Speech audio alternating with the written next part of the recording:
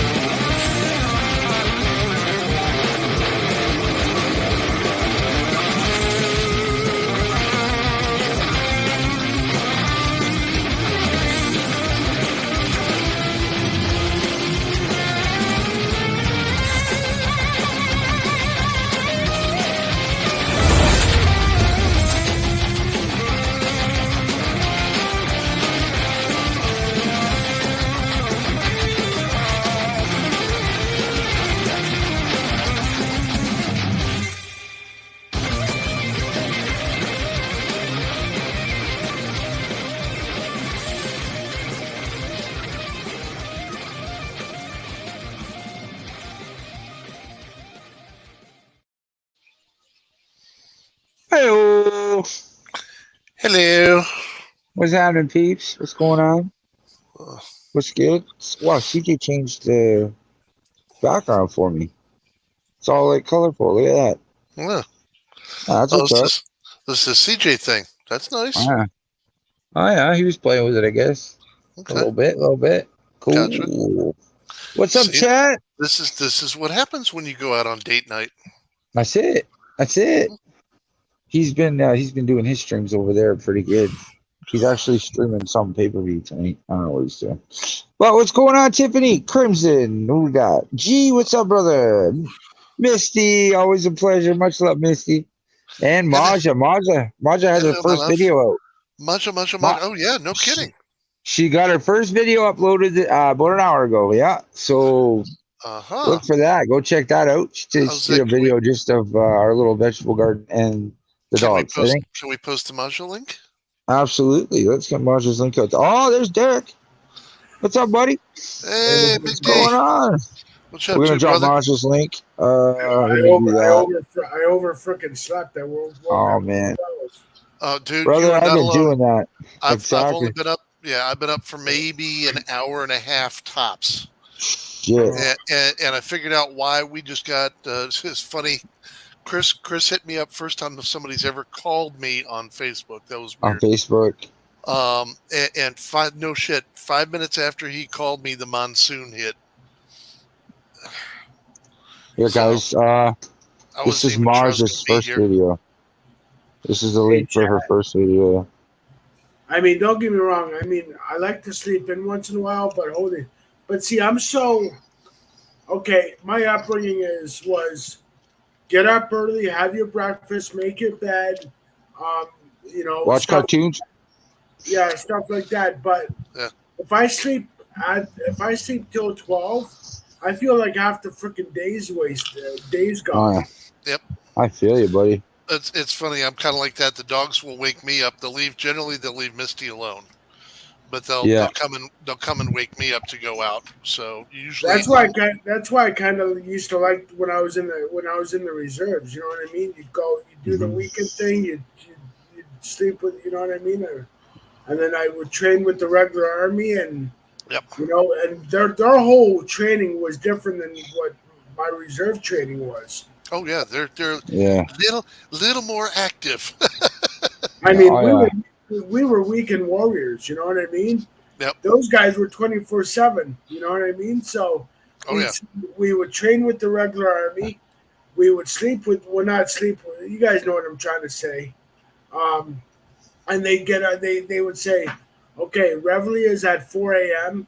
You get out, you make your bed. What's up, Corn Pop? You jog 8 miles every morning. Hey, Corn Pop.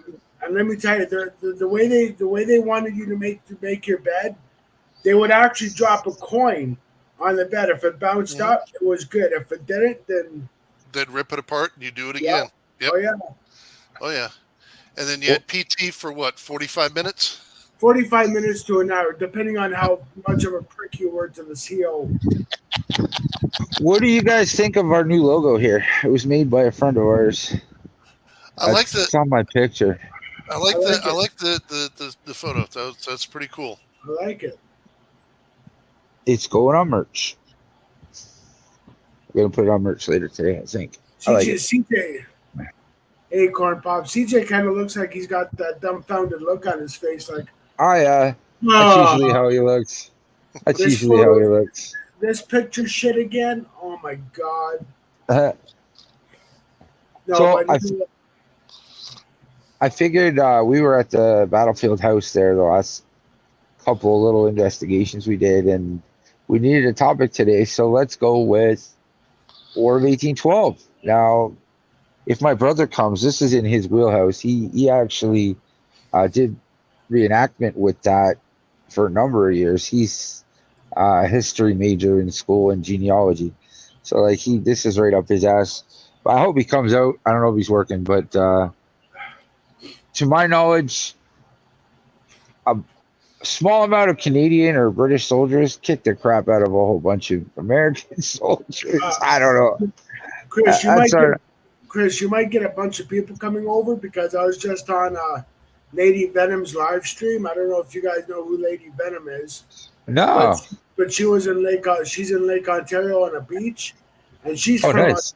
She's from Ontario, so you might get a bunch of people from her and her over here. So, That's cool. That's cool.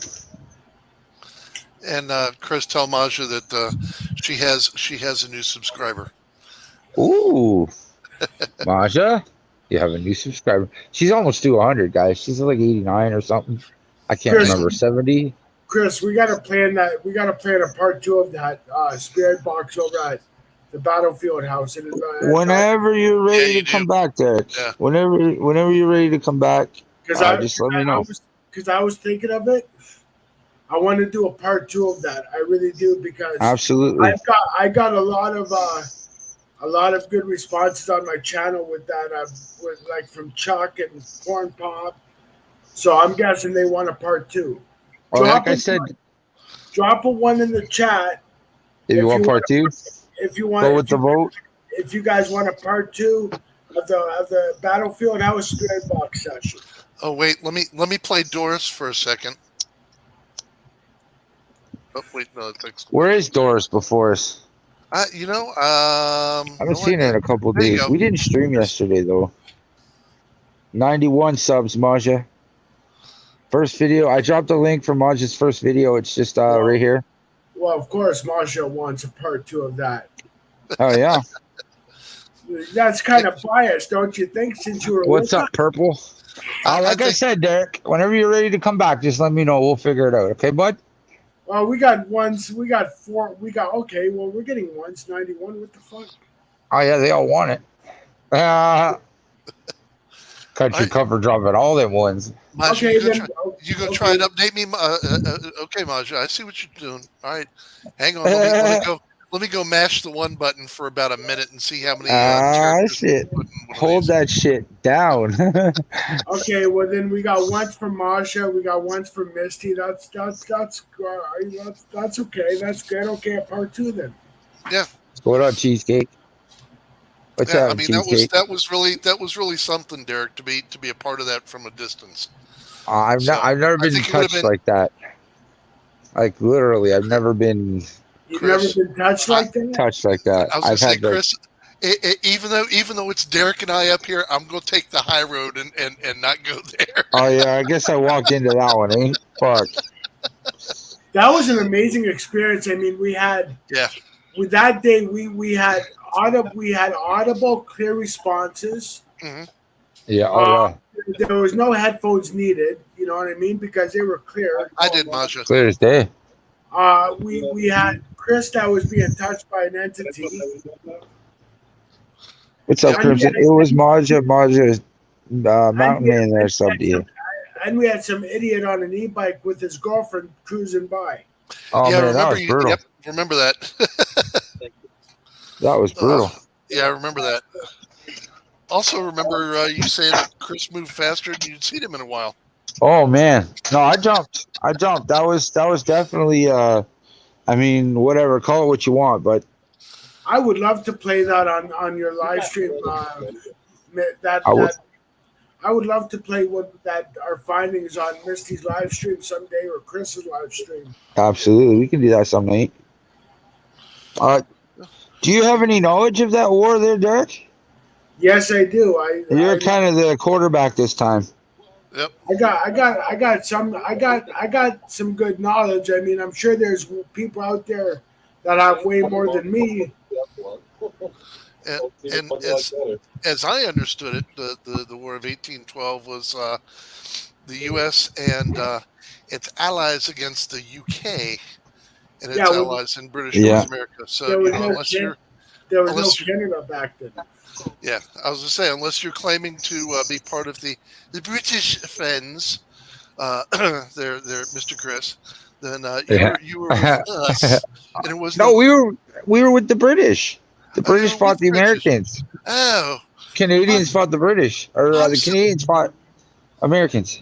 I'm so sorry. Well, when we did that spirit box session, did you guys get what's up, life? Did you guys get the word American?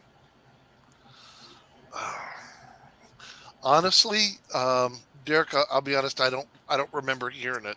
But then again, there were some responses that came back through the phone that were, I don't say they were muffled, but it was quieter. It was like, when you try and talk on a speaker phone and you're away from the phone. Kind of harder to hear. That's why I can't wait to get a Bluetooth speaker. That way it'll be clearer for the chat when we do that again. What kind of phone you got? I have a Samsung A511.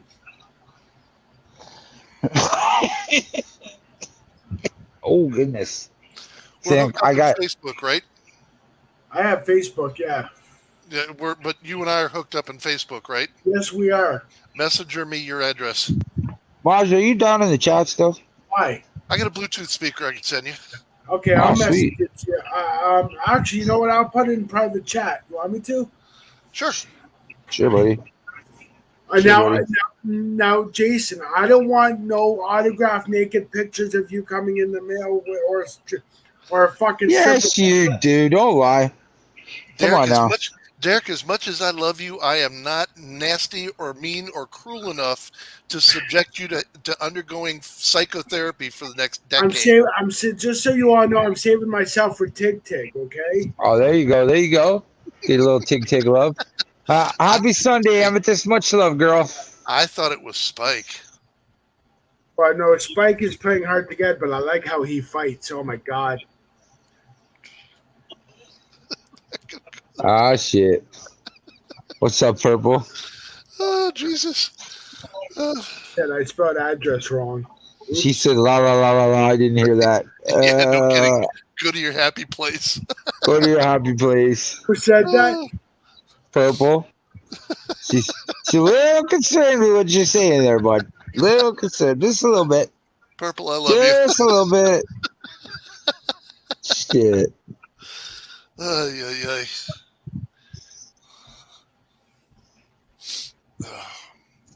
Yeah, I did finally get my coffee, Chris. Oh, sweet. Got a little bit of coffee driven in you? That's what's up. But we're going to go as long as my phone will let me go here. Shit. I can't. I've tried 4 different. I can't get it to charge. But it's an old phone. I need to get a new phone, maybe. I'll try the power bank. What did I miss here? What did I do? Huh? What? Oh, I was watching this video here. I don't get. Okay, Jason, I put it up there. Cool. And it sounds like we just lost Chris. In the private chat now. Now my street name, I'm sure you can. Oh, no, I'm here. Oh, there you are. Sorry, Now guys. my street name Jason, I think I spelled it a little wrong, but I'm sure you can pretty much get the gist of it. Brooklyn, holy shit, Not Brooklyn, worried how there. you been? Um, You just got your YouTube back? What's up with that? there's one thing missing from there, dear friend of mine. What? Your zip code. Oh yeah, shit. Yeah. It's actually a postal code. Yeah, I was gonna say them funky postal codes because y'all don't do the 5 numbers. Y'all do No, the numbers and letters. numbers and letters. That's all right. I got Misty who knows how the Canada thing works, so she can kind of De- guide me through it. Oh, she can Debbie- find it for me? No, I Debbie's said in she chat, can guide me Brooklyn. through putting it all together properly. Okay, I'll put it in the private chat. Miracles and Mayhem. She just got her first video out today, Brooklyn. Debbie. Maja. I put the wrong password. Gmail locked me out for a while. Oh, that ain't good. Yeah, I've done that before. Fun fact about the war: when the British and the Canadians or whatever you call them, when they marched and they burned the White House, they burned Washington, fires and stuff. Mm. And it could have been a whole lot worse for the Ally or the Americans, or what do you call them? The blue coats and the red. But they had a freak storm. I think the blue coats were actually the Revolutionary War, but whatever. Right. Hey, Jason, my postal code is in the private chat. Cool. Thank you, sir. Oh shit. So, sorry, I just haven't got any gift of the mail in a long time, so. Oh, it's all good, buddy. Huh. Well, then we will definitely have to start sending you letters or something. I mean, the last time I got something in the mail, and I forget the name of this place, you would buy CDs, and you would get CDs in the mail. Oh shit, I remember that. What was that? K-Town? No, not K-Town Records. Oh shit, yeah. You'd get movies and CDs and all that stuff. Yep. Columbia Choice or something. Columbia House. Columbia House. Columbia House. That's Columbia what it was. House. That's it. Yep. Oh my god. That's been a minute. I have not. I got CDs from them a long time ago. You guys remember that? Do you guys remember doing that as a youngster? Fucking. Chris, you got CDs? I have cassette tapes. I got 8 tracks. Cassette, yes. We were old enough for 8 tracks? We were on the back You're end. not older than I am. I fucking literally got my mom's old Eddie Rabbit 8 tracks, Elvis Presley, Kenny Rogers, Loretta Lynn. Holy shit. I've been some idiot offered me $100 for a package deal of my mom's 8 tracks, and I'm like, what are you fucking out of your mind? Actually, there are collectors that you could score some money out of for those. Especially the Elvis one. Yeah, but he wanted to give me $100 for a package deal, and I'm like, no. Oh no! I agree with you. That's I would not have gone for that. What I'm saying is there's collectors out there. You could have made I don't want to say a killing because that's not the right thing to say, but you could have made a killing on with that. Plus, I still got my records and my 45s. Yeah, now those are coming back. They're actually Misty. This is cool. You guys would have gotten a kick out of it. Misty and I are walking through Walmart doing our one of our shopping shopping trips. You walk? Yes, oh, I do. Wow. Sorry, waddling. Sorry, let me be specific. I did my Oompa Loompa, and we're back exactly. Oompa Loompa. Doompa. Anyhow. Back beside where the pet section is, where we go because we get 2 bags of dog food at a time because these girls just are. Anyhow, next to that is where all the video and the TVs and the computers and all the techie stuff is. And as we're walking through from the back to the front, at the end there, they had some of the old style record players. You remember when we were kids, where it was a little suitcase type thing, and you lifted up the lid on it, and as soon as you lifted up the lid, you had the turntable and the needle arm Yep. and everything. Hi-Fi. No, it wasn't even that. Hi-Fi was where you had separate speakers. I had one growing up in the 80s when I was a Oh, kid. so did I. Yeah, I had the component set. Yeah. But she stopped dead, and she's looking at it. She's going, I can't believe that I had one of those when I was a little girl. I went, yeah, I had one when I was a little kid too. I mean, So, but yeah, they've got record players now, and it's funny when we went out of vinyl into CDs. People were like, "Wow, the sound on the CDs is so much better." And what are we hearing now, as people are going back into vinyl, because you can actually get records in stores again. People are going, "Oh, the sound is so much better on a vinyl album," and I'm just sitting there going, "Can we please settle one way or the other?" yeah. 30 years, 30 years, and we do a reboot. And it's actually good for the history thing, because this is a thing. and this is a point I've made many, many, many times. History will repeat itself.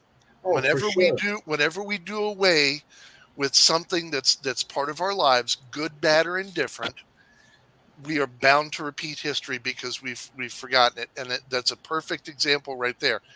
Vinyl went away. Record players, needles went away. Maybe you saw it in still in some small radio stations, Right. or some other places where you had people that were collectors that had managed to grab onto stuff before it stopped being made. Right. But from the general public, we went away. We went to cassette tapes, and cassette tapes dropped off the face of the planet real quick for CDs. Yeah. And now look, we're right back to where we started again, which is kind of interesting with all this stuff that the U.S. has been doing with getting rid of all the Confederate statues and references and everything else. They're pulling them down over here. If I may touch on this, first I got a bone to pick with Masha. Cabbage rolls, really? You had to say that in the chat? Fuck, now I'm hungry. Anyways, okay. Now to touch on what you just said, Jason. I don't agree. Now I'm probably gonna get some people in the chat who know me really well, who respect me, who's not gonna respect me after this. But I don't agree with the municipalities getting rid of historical stuff like that. I don't agree with it. Because I mean, okay, yeah, it's a symbol of racial tension and all that other stuff, and people are pissed off because of. But I mean, it's history. It's like you said. If we don't remember our history, we're surely doomed to repeat it. Yep. Yeah. Not everything from history is warm and fuzzy. I'd like to say it is. Yeah. It would be nice to say it is, but it's not. We've gone through, pardon my French, some fucked up shit. We've created some bad shit over the decades, the years, the decades, the centuries. And it's just, I mean, you're right. Not everything from history is the warm and fuzzies. Yeah. I mean, I'd love to say, I've looked back at my own personal history, which goes back decades. Thank you very much. And I would love to say that I'm proud of all of my history, and I'm not. But here's the thing, there are some things where I made mistakes that resulted in some really good stuff. And if I hadn't made those mistakes, I wouldn't have it. Right. But the whole thing is, did I learn from it? Have I become better? And honestly, you'd have to ask Misty about that, because I'm not going to sit there and go, yes, I have. I would say I have, but she'll tell you whether I've matured or not, or whether I'm still a schmutz. But that's the whole thing is you have to look back at what's happened and what's gone on and learn from it. Yeah. Well, speaking of hi-fis and whatnot, I wish my mom would have kept our hi-fi, because I think that thing would have been worth money today. Talking to myself. No, sorry. Just like we had a floor model. Just like, do you guys remember the floor model Zenith TVs? Mm-hmm. Oh yeah. Dude, I sat and watched. Hang on here. Make sure they don't get caught in your throat now. Yeah, no, should have done it before we got started, but So, was so trying you to remember? do So you research. remember the floor model Zeniths? Dude, not only do I remember that, my grandparents had one that we used to sit and watch. I don't want to say it, but I'm going to say it. Leave It to Beaver. What was it? My Three Sons. What the fuck's wrong with Leave It to Beaver? I was a kid in the '80s when those reruns were happening. Dude, listen. I'll make it worse. I watched some of the Waltons before it was fucking reruns. Okay, so Hey, you I know. love the Wardens. Oh yeah, no, it's great. It's great. But yeah, I'm saying my earliest recollection of TV is I remember sitting in a room in our house that was actually our dining room, our back dining room, informal dining room.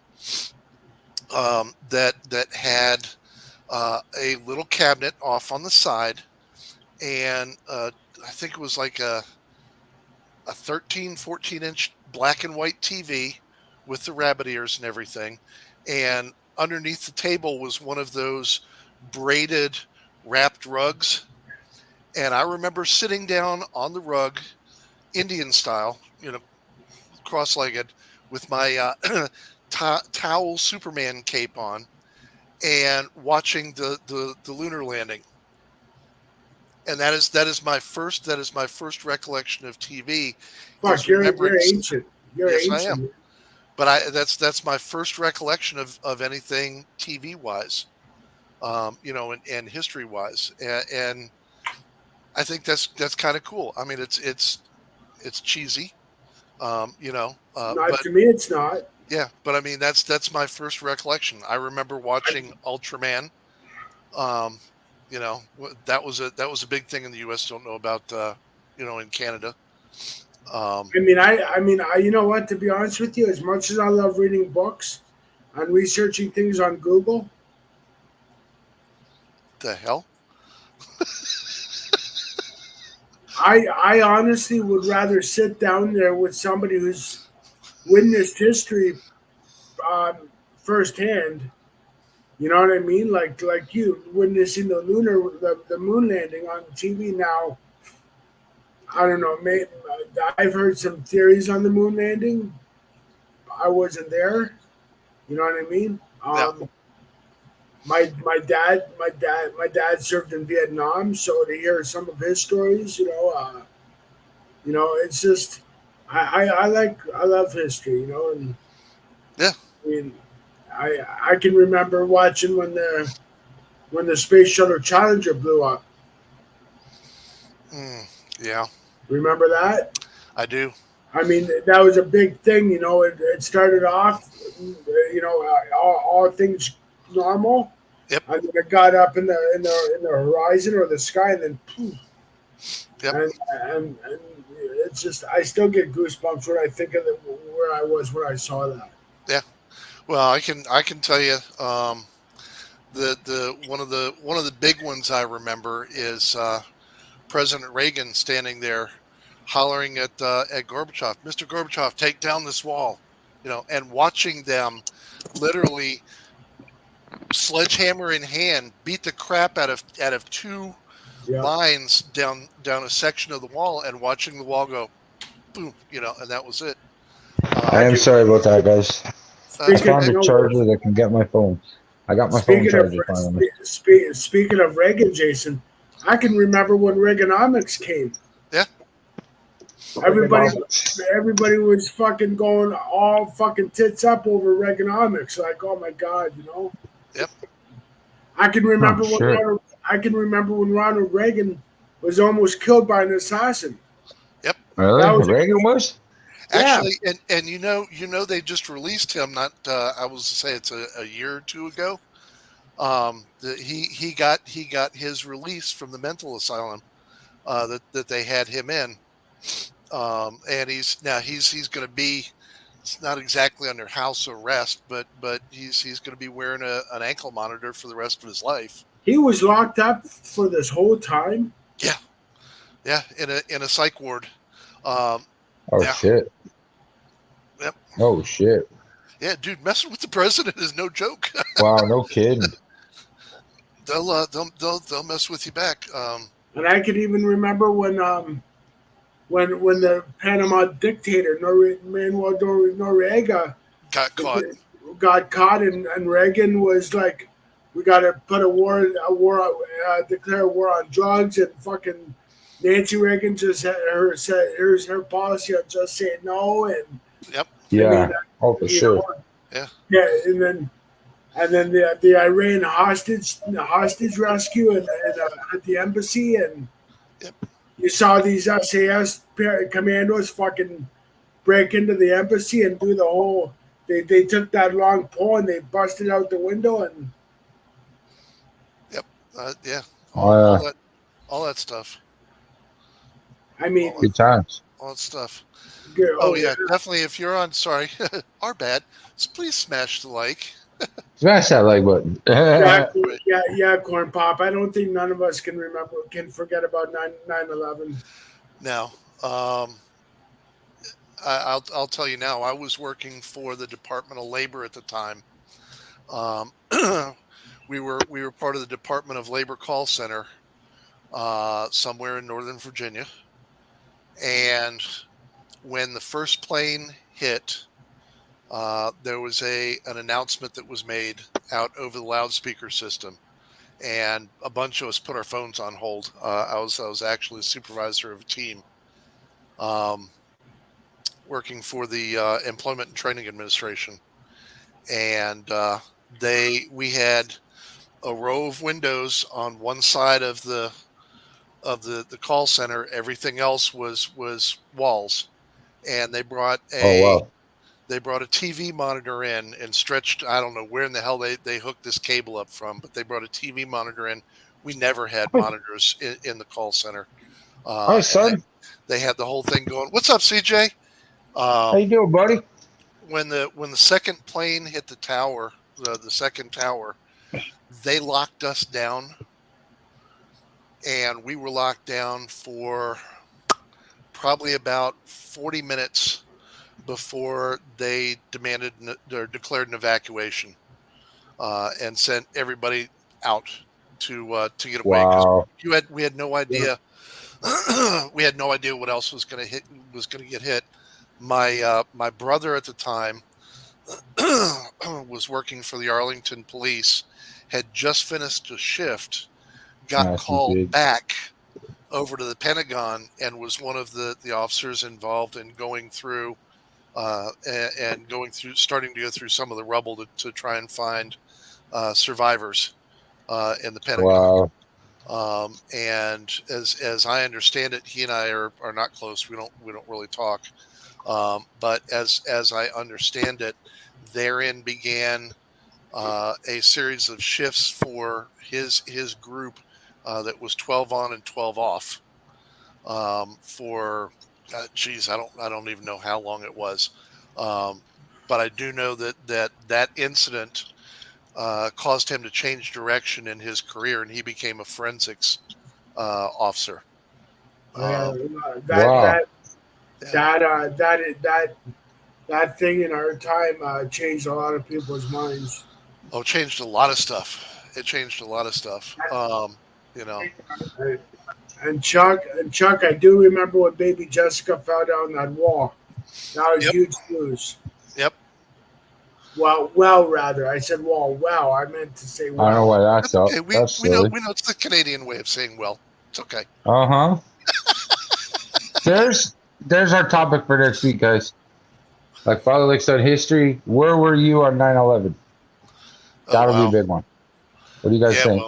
Yeah, but you gotta be careful because some people in the chat might go into conspiracies and all that. I mean, that's in the chat. We're all about facts and what we can prove and stuff. Well, you don't want to know with everything. But I mean, the 80s were good times. They were compared to some of the stuff we've had since. Yeah. I think we had a few minor major incidents, and I know that sounds really weird, but there weren't any huge wars or anything like that. Like the Well, no, Yeah. and the Desert Storm, and the, Desert and the, Shield. I mean, and the conflicts or wars that were all going on in the 80s were like well, it's common knowledge now because I watch a lot of the untold stories of the Special Forces and Navy SEALs. Yeah. So the conflicts that were going on in the 80s were like when the Navy SEALs were called to Panama. Mhm. Yeah. When we were all sleeping in our beds, the Navy SEAls were destroying the Panamanian airport to Oh, stop really? Noriega from leaving. I didn't know that. That's crazy. You had the conflict the conflict in Northern Ireland. Oh God, Wow. yeah, I forgot about that. The longest sectarian conflict in the world. Scott could probably fill in a lot on that. I'm sure. Oh, yeah. I wish he was here. You had everybody in Ireland, praying for the 10 men that were in the Maze prison on a hunger strike in the early 80s. Yep. Yeah. Yeah. Okay. You had Margaret Thatcher going, "We will not negotiate with terrorists. There's no political violence, political murder, there's only criminal violence, criminal murder, so yeah, you had all kinds of shit going on. Hey Brooklyn. So yeah, I mean in general it was a nicer time than some of what we're seeing now. I get this weird feeling we're heading for some rough stuff. Just with the way things are going, we had people that can't work together, people that we can't seem to get anything done. Yeah.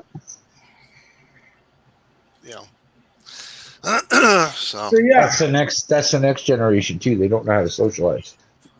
Like, because it's all been indoors, it's all electronic, right?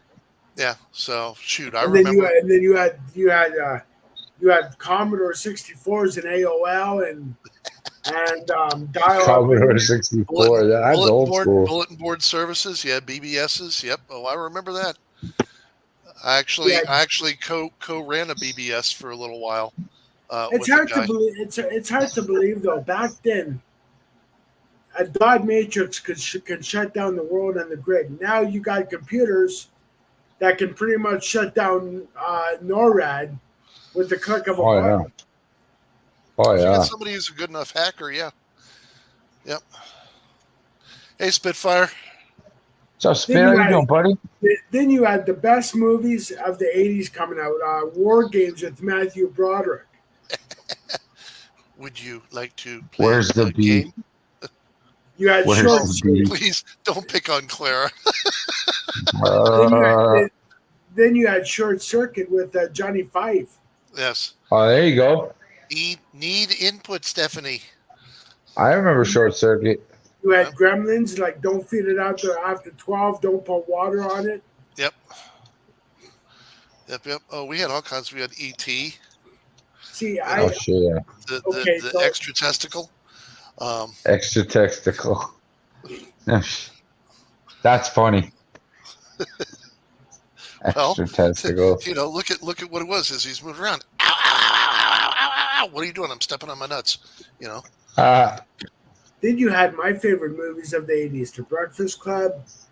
Dude, yep. Pretty in Pink. Yes, ladies and gents. Shit. I used to be into those sappy movies in the 80s, 16 Candles. Oh yeah. No more Yankee to Wanky. Don't need food. Yankee to Wanky. Oh my goodness. Who remembers Ducky from Pretty in Pink? Fuck yeah. I don't drink and drive. That's why I ride a bike. Yeah. Yes, the duck man. Yeah. And who remembers Unsolved Mysteries, hosted by Robert Stack? Oh, that dude was awesome. They were all right. I wasn't so big into those. So sorry. My big thing was the ending of MASH. So Yeah, that was sad. yeah, we used That's to we sit and watch mash episodes, and then of course they started right into the reruns when they went that's in. sad. Oh, your nuts that I big? got, I got an '80s show that I got an I '80s walked show. in at the wrong time. I got two shows that were on. I got two shows that were on in the '80s that had Yeah. killer soundtracks to them. Okay, Well, one show was in the '70s, but I'm sure there was reruns in the '80s or whatever. That show was Hill Street Blues, that was cool. Yep. Oh, there you go. and the other There you show go. that I was into was Miami Vice. Oh shit. Don't That's a good show too. Okay, you'll cop to Pretty in Pink, so I'll cop to the fact that I had a white suit. Oh, you dressed as Sonny Crockett. That's all right. I had a white suit. I had the Docksiders. Yeah, There you go. I'll cop to that. I'll cop to that. And who could forget about Magnum PI Chuck? Who could forget about Tour of Duty? Tour of Duty? Okay, I'll give you that one. I'll give you that one.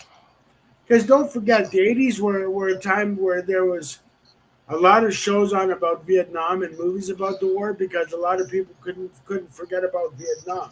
Mm-hmm. Did they ever make a 1812 war movie? Probably. I just never seen it. Not that I know, but sadly, Derek, you have left out one of the best '80s TV shows. I probably have, but give me a minute to think about it. Did you guys ever watch Family Matters? Watch this. Watch his face. I love it when a plan comes together. Oh shit. 18. Yeah. In 1972, a crack commando unit was sent to a military post for a crime they didn't Oh commit. shit, he knows the whole intro. They promptly escaped, living in the Los Angeles underground. If you can find them, and if you need help, maybe you can hire the A-Team. You also have Knight Rider. Knight Rider was good. Is that the one with the talking car, Kip? Yep. Yeah, Kid the talking car. I forget. Did Baywatch start in the '80s, or was that a '90s thing? I think that was early '90s. That was in the late '80s, early '90s. Well, still late '80s. That counts. God bless Pamela Anderson and Red One Piece. Don't forget about the Dukes of Hazzard and Airwolf. Oh, dude, Dukes of Hazzard was badass. Airwolf too. The way that helicopter came up over that mountain and just. Yeah. Well, you got to remember too. That's also when we were developing the Apache. Yeah. So that was kind of like the public's lead into, hey, we got a new, bigger, badder ass thing that's on the way. Here's a prototype. Go take a look at that. Simon Chuck. Yeah, that was a good. Oh yeah, yep. And what's the? Oh damn it! What's the one? He was the best in. Charles Brosnoff. No. It was Charles Remington Steele. Remington Steele. Thank you. Yep. That was my mom's favorite show. That and fucking Dynasty, Not Standing. Yep. Now I'm gonna cop to this. Okay. Now I like Dynasty, but I mostly watched Dallas. I loved Dallas back in the day. That was a good show. Yep. And for those of you just joining us, we'd like to thank you for climbing into the DeLorean with us, getting it up to 88, and going from 1812 into the 1980s. Somehow we've sidebarred off. I'm sorry, you guys. I'm sorry, everybody. Dude, we both went for the trip. Well, it's all good. It's all history. We're supposed to talk about the War of 1812, and here we're reminiscing about the 80s. Hey, maybe they had TV shows. No, they didn't have TV shows. Now I would actually like to see. I know there's been reenactments and whatnot of it. I would actually like to see a Revolutionary War or a War of 1812 reenactment somewhere. Unfortunately, I have no idea when and or if we're ever going to see another Civil War reenactment, which is a damn shame because some of those guys Oh, yeah. devoted a crap load of time and money to their costumes, to rehearsals, to learning about the individual battles that they did. Yeah, the damn shame. Building with the boys. Are you on Facebook? Oh, Scott's coming up. Let's go. Because Scott, I got you, bud. Because Scott, I want to get a hold of you over that thing you have for me, if you still have it. It's in your line, buddy. Is that no? That's not it. That's not it. Building. That's Marge's first video. What, that's Jason? Scott. Oh, that's building is Scott. Yeah, that's our buddy. Cool.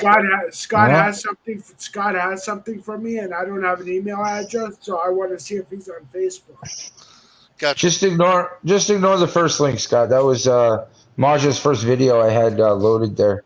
Actually, don't ignore it. You can watch that too. Go watch it. Subscribe. Smash the like button. Ring the bell. Button. You know? That's right. Maja needs all the love she can get. Build that channel. Speaking of the DeLorean, do you know that on YouTube I like to watch 80s vehicles that people find in barns, and they found a DeLorean. Oh, really? It surprised me. I watched one the other day. Dude found a 1960, was it 65 or 66 Mustang GT in somebody's barn. Oh shit! And get this. It was an older couple that owned the property, and rather than him just giving them an outright, hey Scott, what's going on, brother? Rather than giving them a arbitrary amount, this dude, and I get ultimate respect for this guy, and I got to go back and find his channel again. This guy brought in an appraiser of vehicles and had this guy go through everything to see what was original and what had been modified. Nice. To give an appraisal of the car, whatever it was, and the guy said whatever the appraisal was is what he was going to pay, and it came out to be like $40,000. Wow! So instead of just handing him a couple grand, he went through the whole 9 yards with this. And ended up paying a lot more. But I get a lot of respect for that. The dude could have ripped them off and gone and done all kinds of stuff. But yeah, it was pretty cool. Awesome, Hi, Mom. Awesome. How you doing, Mom? Awesome. I'll put that in my calendar and I'll be there. I want to see a reenactment. Yeah. Okay. This year, the government or whatever they took everything away. They were changing the name of all the sites. There was going to be no more reenactments. Well, a bunch of people got butthurt and went down to City Hall, and they had a big do, and they voted against it. So now they're all back. They brought back the reenactments for next year. Good for them. And that's going to be the first one in 4 years. Next year on June 4th. You should come down for it. It's a great weekend. They were trying to get away from I don't know, it's political bullshit. Sensitive people. Really? I really don't know. Something like that. But yeah. But it's your history, whether you like it or not. Exactly. You might not like it, but that's your history. There's people pulling down statues here because they don't. But like exactly, history is what makes you, right? But that doesn't make it go away. No. Exactly. Well, that's what we were. It's kind of funny. That's what we were talking about before, Scott. We led into it with the fact that we were talking about the, CDs. Derek still had 8 tracks and whatnot. We were remembering Columbia Records. Mm-hmm. Where you used to be able to order records or cassette tapes or whatnot. And I'm copping to the fact that I still have cassette tapes. Mm-hmm. Oh, hell yeah. But the fact that when CDs came around, people were like, "Oh, look, the sound is so much better," and they got away from the vinyl. And now here we are, 20, 30 years later. Yeah. And all of a sudden, records, vinyl records and record players are coming back. Because they went away completely. that was immediate. And if you can remember, that was happening as early as the early 90s. They were putting static on the track. They were putting the crackle of a record onto tracks because people want it. And it's weird. I mean, these things go away and they come out. Now, vinyl's booming now. I mean, vinyl's a big deal again. Well, exactly. And what are you hearing? You're hearing everybody say the same thing. Oh, it sounds so much better on vinyl. Yeah. And we were kind of going, that led us into saying, well, it's funny because when you do away with certain elements in history, we will repeat them. And that's what they did. They made vinyl go away completely. And now we've got, all these people, at least here in the States, I don't know what's going on, but I understand it's happening in Canada as well, where we're pulling down, I don't want to say memorabilia, but statues and objects of history that involve the South from the Civil War because they're offensive to folks. And the problem is I understand that. I don't have a problem with the fact that people are offended. I get it. I'm right there with them. It was not one of our prettier, better, nicer, warm and fuzzy times.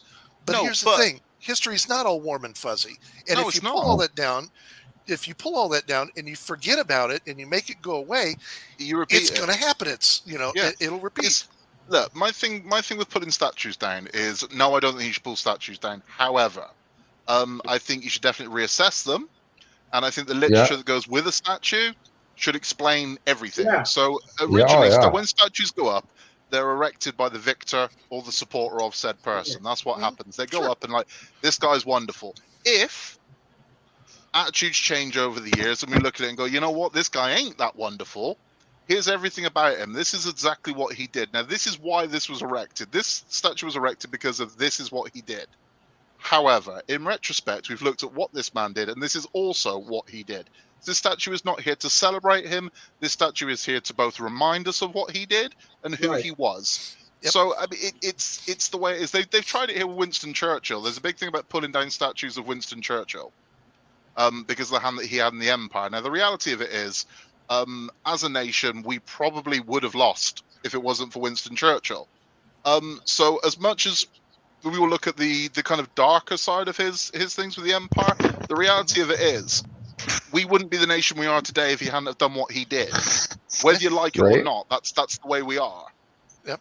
I have to touch on a few things. One, Scott, are you on Messenger? Because I'm still interested if you still have it. That Titanic thing you got? You actually have been given the gift. The guy that won it from the last one we had, he's gifted Horror it to you. Okay, okay. So all I need from you, sort it out. Sort me an address, and I'll send it out to you. Actually, okay. I'll get. Are you on Messenger? Oh, you know what? Derek, I could send it to him, buddy. Go through Chris and I'll send him your address. Okay, send him. Okay. Hold on. Scott, hit private real quick and tell me if you can see his address in private. Oh yeah, he put it in private earlier. He put it in the private chat. I don't know if it'll be there. I'll find it. It's cool. Yeah. I'll find it. Yeah. I'll find it. I'll get it to you. No big deal. And you're right, Scott. You guys as a nation would have lost if it wasn't for Churchill. We now, I mean, the reality of it is, as soon as the war was over, Churchill was voted out because, I mean, as a war prime minister, fucking superb. I mean, you can't fault the man. I mean, he riled us up. He got us to the thing was, we will never surrender, and that was kind of what the rule that was given to us. We ain't gonna back down until there's one of us left. We ain't surrendering. That's the way it is. We will all die before we surrender. That's the way it is. That's how he came across. So as a war prime minister, he was awesome. Once the war was over, we were like, yeah, this guy don't know shit about public spending. He's got to go. So as a general for prime minister, he was awesome. He was like what we needed. But now there's this whole thing where we're ignoring everything that he did. And we're just going, okay, let's focus on all the negative shit because we've decided we want to pull down some statues and change the narrative. And it's like, look, I'm sorry. I know you don't like that aspect of what he did, but the reality of it is you can't look at everything that linear. It can't be that, okay, well, because of this, therefore, fuck him. It doesn't work like that. No. That's just the way it is. And again, you're at risk of running the same thing because what you're essentially doing here now is who has decided this? Who has decided that this is the person that's bad, this is the person that's good, therefore we're going to erase them from history? Who the fuck makes that choice? You don't. History is horrible. The history of my nation is grotesque. Right? It just is. Now, the way we're taught in schools is that we're the heroes and everything. You know, we Hey, went in Christina. and we set up democracy and we set up this and we set up that and we gave civilization.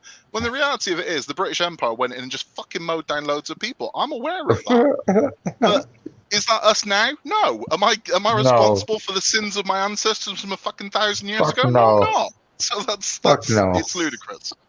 But the point is, it still happened, right? So you can't You can't can't change the gloss over it. past. So a reenactment, I mean, I'm assuming reenactments are accurate as well. So the South Yeah. lose in the reenactments. So it's not like we've changed the narrative. It's not like a celebration of yay South. They still fucking lose in these reenactments, do they not? Right? So this happened as a reenactment of that battle. That's nuts. Where'd you stop with that? Like, we're not Right. going to have any World War II movies anymore. We won't have any World War I movies. We won't have any Vietnam movies. It's like, well, The whole it happened. idea is silly. It's like Scott, I just put my address in the private chat. Cool. And here's one of the interesting ones with that, talking about the good and the bad. We here in the States are taught that Benedict Arnold was a bad guy. He was a traitor. That's all that we're told is in now history he's hailed books. as a hero. He's painted as an evil guy. He turned coat on us and helped the British out, and could have helped cost us the war. The funny thing is they don't talk about what led up to the reasons why and him turning coat on the U.S. He was an amazing officer in the U.S. military. In fact, he led the entire northern British forces up into Canada and attacked, a British combination British-French settlement, or not settlement, but garrison to keep them away from Washington's forces. He did so many things that were just incredible and deserving of medals, was overlooked for promotion and everything else because his superiors didn't like his attitude. And that's what led for him making the change. And lo and behold, the only thing that's found now is, damn it. Well, now he's hailed as a hero. He has been for years. At first he was viewed as a traitor. Now he's hailed as a hero. Benedict Arnold. Well, for you guys, yeah. Not for us, though. But like for us, you speak of the War of 1812. For us, there was no war. That's how we're taught. I mean, we're taught, what we're taught of the War of 1812 is that there was no war. We were actually at war with Napoleon at the time, so we just didn't really take part in it. It was a case of we got bigger fish to fry, and that was it. Torched the White House and fucked off. That's the way it's taught to us. That there was no war. Torch the White House and fucked off. I love that. That's how we did it. It was sorry. Set up the river, torch the White House, fuck this, right? And off we went. That's the way it was taught. And we're taught as in a war is when two sides are fighting. We weren't. We're going and just left because we had to deal with Napoleon. All right, the threat of Napoleon was a lot greater than kind of, do we want to keep this part of America? I got to say this. I like our version of Ding Dong Ditch better than 1812's, okay? Well, Scott, you mentioned a little while ago about Churchill. Mm-hmm. Like you said, and I agree with you. He was a brilliant prime minister. He was a brilliant military strategist. You guys would have lost the war if it wasn't for him. Mm-hmm. Us in Canada were a huge part of World War II. Anyways, the only problem I have with Churchill, and you may not be my friend after this, but now he had evidence. Now we've all heard of the German Enigma machine, right? Mm. Yeah. Well, he actually had evidence, and there's proof of it, that the Japanese were going to bomb Pearl Harbor, and he just let it go. The reason being is because he wanted the Allied forces to help him with the war. Well, the Americans had proof that the Japanese were going to bomb Pearl Harbor. They told you they were coming. You chose to ignore it. Yeah, I was going to say it was. It's It not was the just- surprise attack that history claims that it was. They told you they were coming, and you chose to ignore it. And Yeah, Churchill it was- ignored it. We had America people. knew. Yeah, no, we had people within the intelligence community, such as it was back in World War II. That said, we hear the chatter that's going on. We think this is what's happening, and America's going. All the higher ups are going. Wait a minute. That's Pearl Harbor. That's out in the middle. There's no way in hell. It'll It's never hell and happen. gone from everything. And that's the thing is the Japanese were smart enough to say, okay, let's think about where we can hit the U.S. that will hurt them the worst, that they will never ever expect. And that's part of where the current phrase "getting caught with our pants down" comes from. Yeah. Is we got bushwhacked. Okay, Churchill. no two ways about it. The other thing that you got to take into account here as well, and again, this is where Hollywood creates a narrative a lot of the time, and also where no one ever wants to admit that they made a bit of a stupid mistake. I mean, at that time, we're 4 years into a world war, and America are pretty much unscathed at this point. They're fully aware that Japan have joined the Nazis. So to act surprised that someone came to, it's like, well, what did you think was going to happen? They're going this way across the map. They're heading towards you. What do you think they're going to do? It's like, this is hardly a fucking surprise, is it? This was an inevitability. Amethyst. I think you're thinking of Roosevelt, wasn't it? Roosevelt. Yeah. Because Roosevelt. Roosevelt was confined to a wheelchair because of his polio. Yep. Didn't they prop him up and stuff though? They tried to hide it. Well, he had leg braces. And when he had, now keep in mind, there was no TV really back then. Yeah. There were video reels, there were movies that were done, there were video shorts, but it was radio. And you didn't see a whole lot more of the communication through the US here was done via radio. And as such, it wasn't such a big deal. The general public really had no idea that he was in a wheelchair. But when he had to stand, like when he delivered the State of the Union or other addresses, he would basically have somebody come out, prop him up, or bring him up in the wheelchair, set his braces so that he was propped up at the podium or whatever. So you never saw, if you look, you never really saw below the waist but you on see, him that within his video shots. That in itself shows the difference with history from then to now, because now it wouldn't matter. It just wouldn't be a big deal. But back then, it's like, God, we can't possibly show he's in a wheelchair. No. Right? No. Now it would be the paparazzi would be getting bushwhacked by the Secret Service for trying to get video or shots from behind and show it. Yeah. That's what we've degenerated to. It's funny. Back then, the government could reach out, and I'm not saying this is right, wrong, or indifferent before y'all jump all over me. It's a respect thing, if you will, between two different entities. Back then, if something was deemed that it was not going to be positive for the general public, the government could go to the media and go, hey, look, do us a favor, hold the story for 24 hours, let us get through this, and then you can go ahead and do it. We'll give you all the details and everything else. Like D-Day and whatnot. Think about what would have happened if the news, and they knew about D-Day in advance, but think about what would have happened if the news had broadcast what was going to happen and what the plans were for D-Day in advance. Well, that's why we lost a shitload of troops, but think about how much worse it would have been. And that's why the Germans were smart during World War II. They made false tanks and false plans to fool the Allies. Oh yeah, well everybody was involved in propaganda.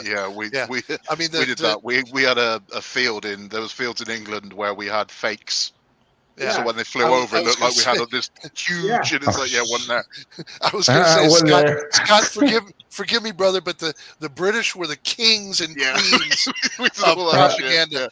yeah. The British were so lit up by the bombings and everything.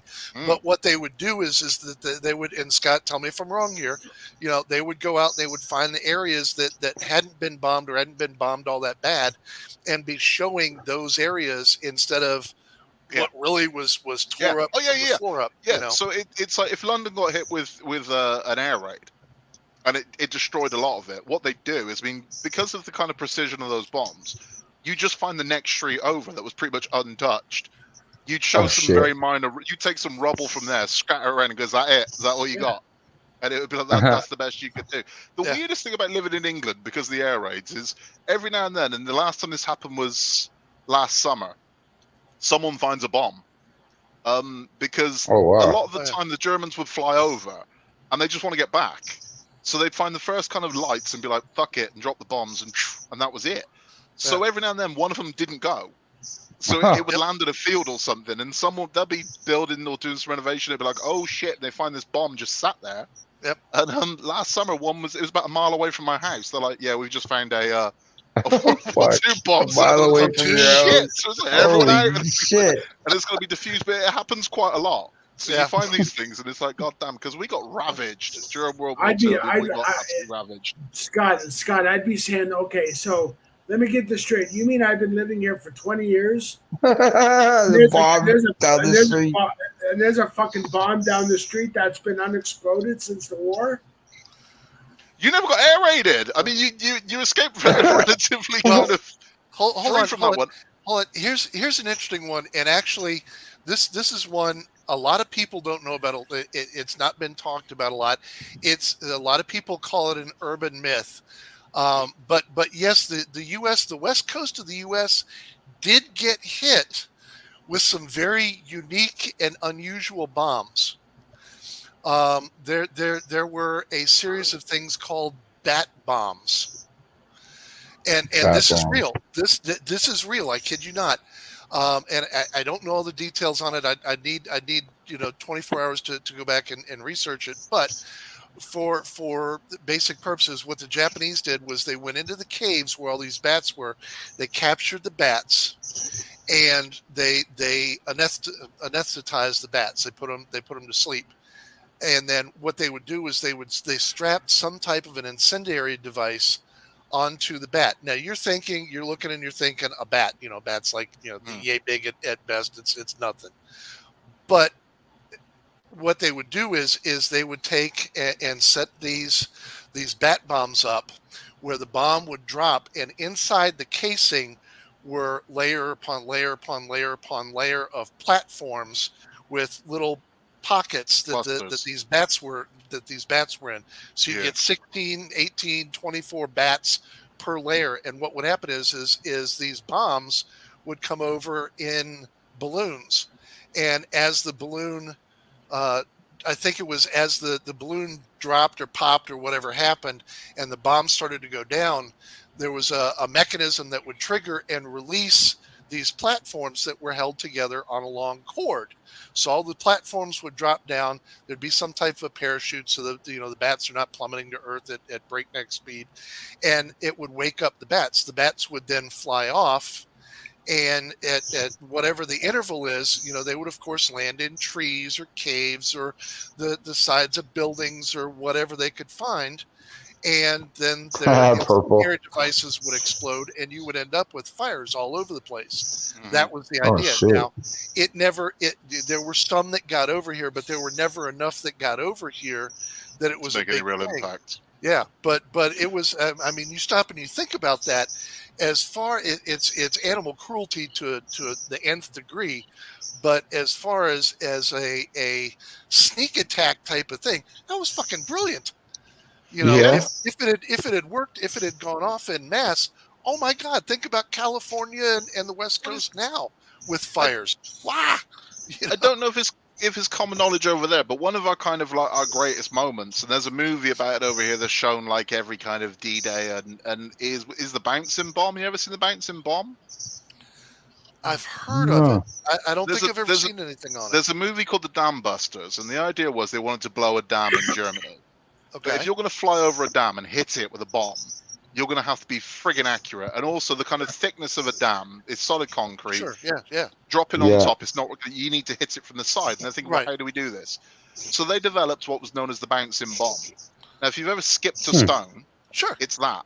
So it's a round bomb. This thing was like a ball. So they'd come in, approaching the dam, drop the bomb, and the bomb would hit the water and bounce, and then slam into the dam. So if you've never seen the movie Dam Busters, watch it. It's awesome because it's about how is this ever going to be possible? There's no way we can do this, but they did it, and they looked like giant ping pong balls.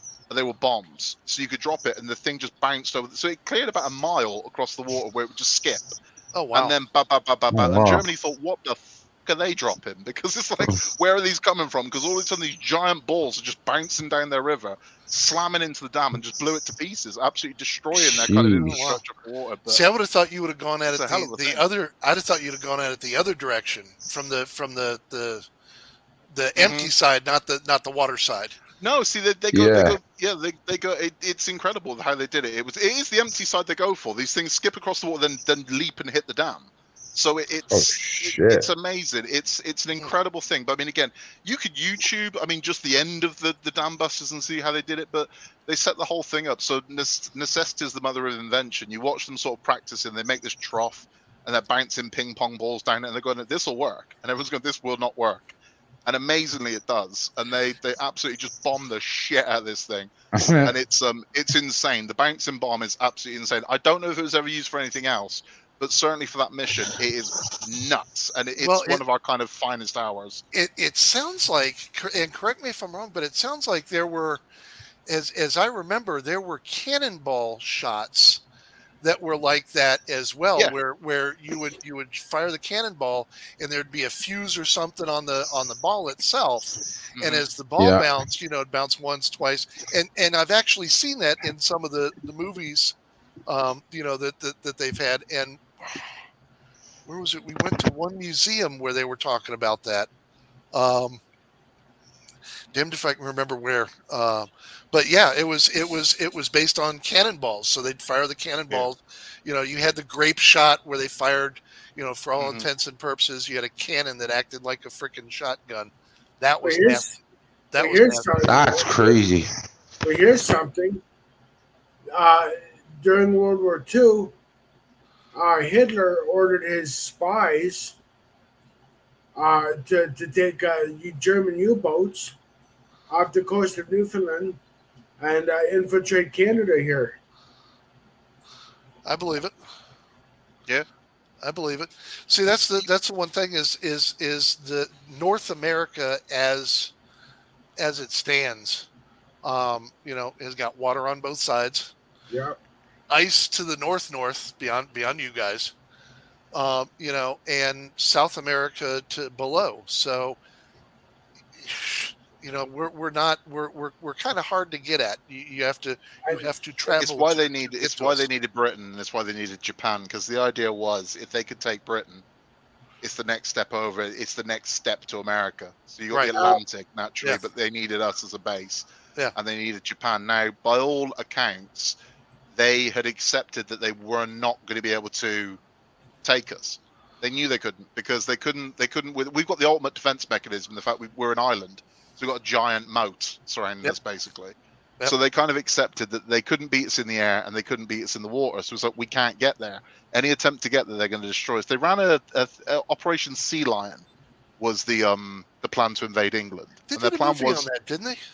I think so. The plan was not to do a full invasion. They wanted to get in and sort of set up camp at the bottom right-hand corner of England, and that was kind of where they were going to be. And then the idea being they wanted us to become an ally of Germany, and we made it quite clear, never going to happen. Are you sure? Scott, are you sure the Nazis needed Japan? Because my research and findings suggested that Tojo went to Hitler and said, "I'm gonna bomb we're gonna bomb Pearl Harbor," and Hitler said, "What, are you out of your mind? Why go to war with? Don't go to war with the U.S. They'll win. We'll lose. You'll lose. They will win."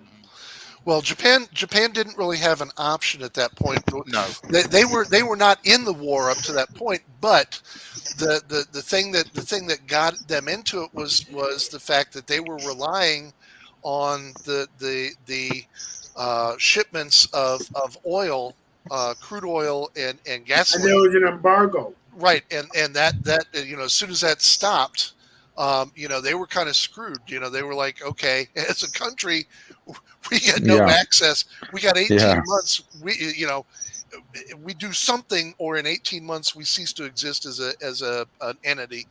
And God love them. The Japanese are amazing, honorable people. And it was not, I'm sure, an easy decision for anybody to make, but it was a decision, and it wasn't that anybody set out to screw them in the first place. It was just kind of one of those casualties of war, and I hate to use that as a casual statement, but it was, that's how it was. There's additional fallout that happens, in wars that's not planned for. It's not something that you look at because you're looking at your primary objectives, but there are other things where you look and you go, oh shit, we fucked up and this happened, because of it. And that's if the embargo hadn't been there, the Japanese probably would have been, hey, I'm cool, we'll sit this one out and not had a thing to do it. You had Mussolini, who was with, Scott talking about the Germans wanting to come into, England. Well, the next closest thing that the Germans could get was that, that tip down there, in Italy, where okay, well, it's not as good as England, but it's a little closer. It gives us a hop over into North Africa, and then, well, maybe from this one area of North Africa we can kind of go that way. I got to address Beth's comments. UK people are tough. This isn't macho on my part. This isn't some weird patriotism, but we are. And the reason for that is because literally everybody throughout history came looking for a fight. At some point, they all turned up on the shore looking for a fight. And they've all got something in common. They all went with a fucking tail between their legs after. Fucking right, they did. We were invaded by everyone. So the Vikings, the Romans, the French, the Spanish, literally everyone turned up with like, we're taking it. And it's like, you fucking ain't. That's kind of how it is. We never really went over to invade. You sent us away. That's the one thing. What are Americans made of, dude? We are made of the cast-offs from everywhere except Australia. Australia, y'all sent all the really bad criminals down to Australia, but everybody else that look, let's clear this area out and renovate. Send them to America. These guys, they're done. And that's the thing. Shit. We're made up of the cast-offs of every freaking country. The one thing UK people are tough, but you guys are forgetting one thing. What about us Canadians? Because in World War II, the Germans called us stormtroopers. We won every battle in World War I. Absolutely, you are a cheeky little sidekick.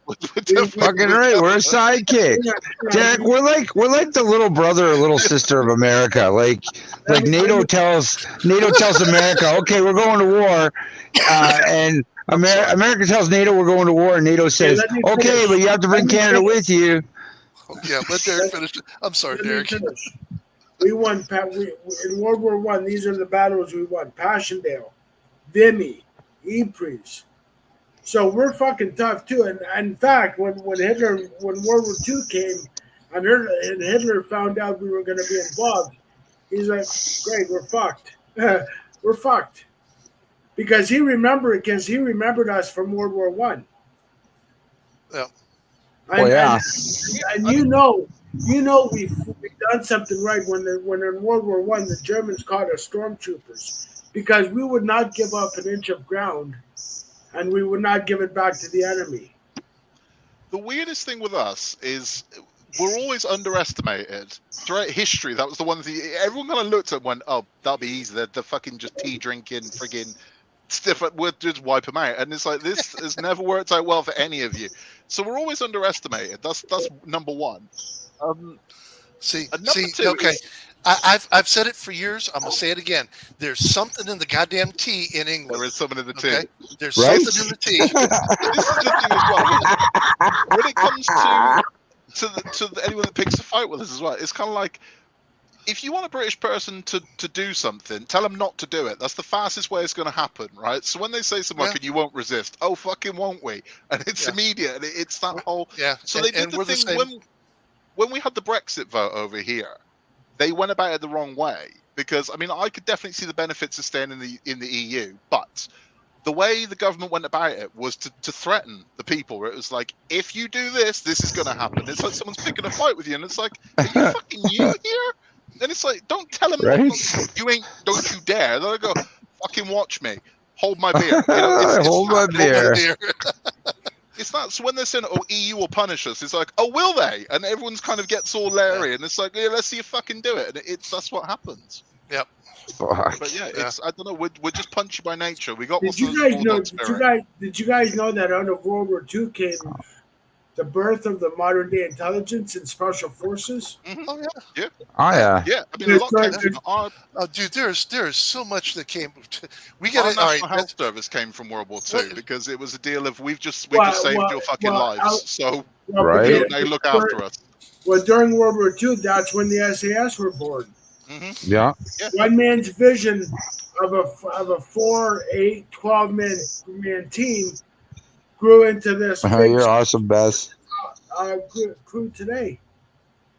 Yeah, Chris, that's what we had to do. Is we had to start doing a multi-part series on World War II. Oh my God, We could do that. I mean, we could do so many things on that. why don't we start that after Manhattan Project? We'll start like a 3-part series. Actually, we should do it. The Manhattan Project is part of that. Yeah, definitely. Okay. That was a huge part of the U.S. side of World War II. Oh, really? Oh, dude. Okay. Yeah, that and the technology that came out of that, it was never intended, but the technology that we got out of that has gone around the world.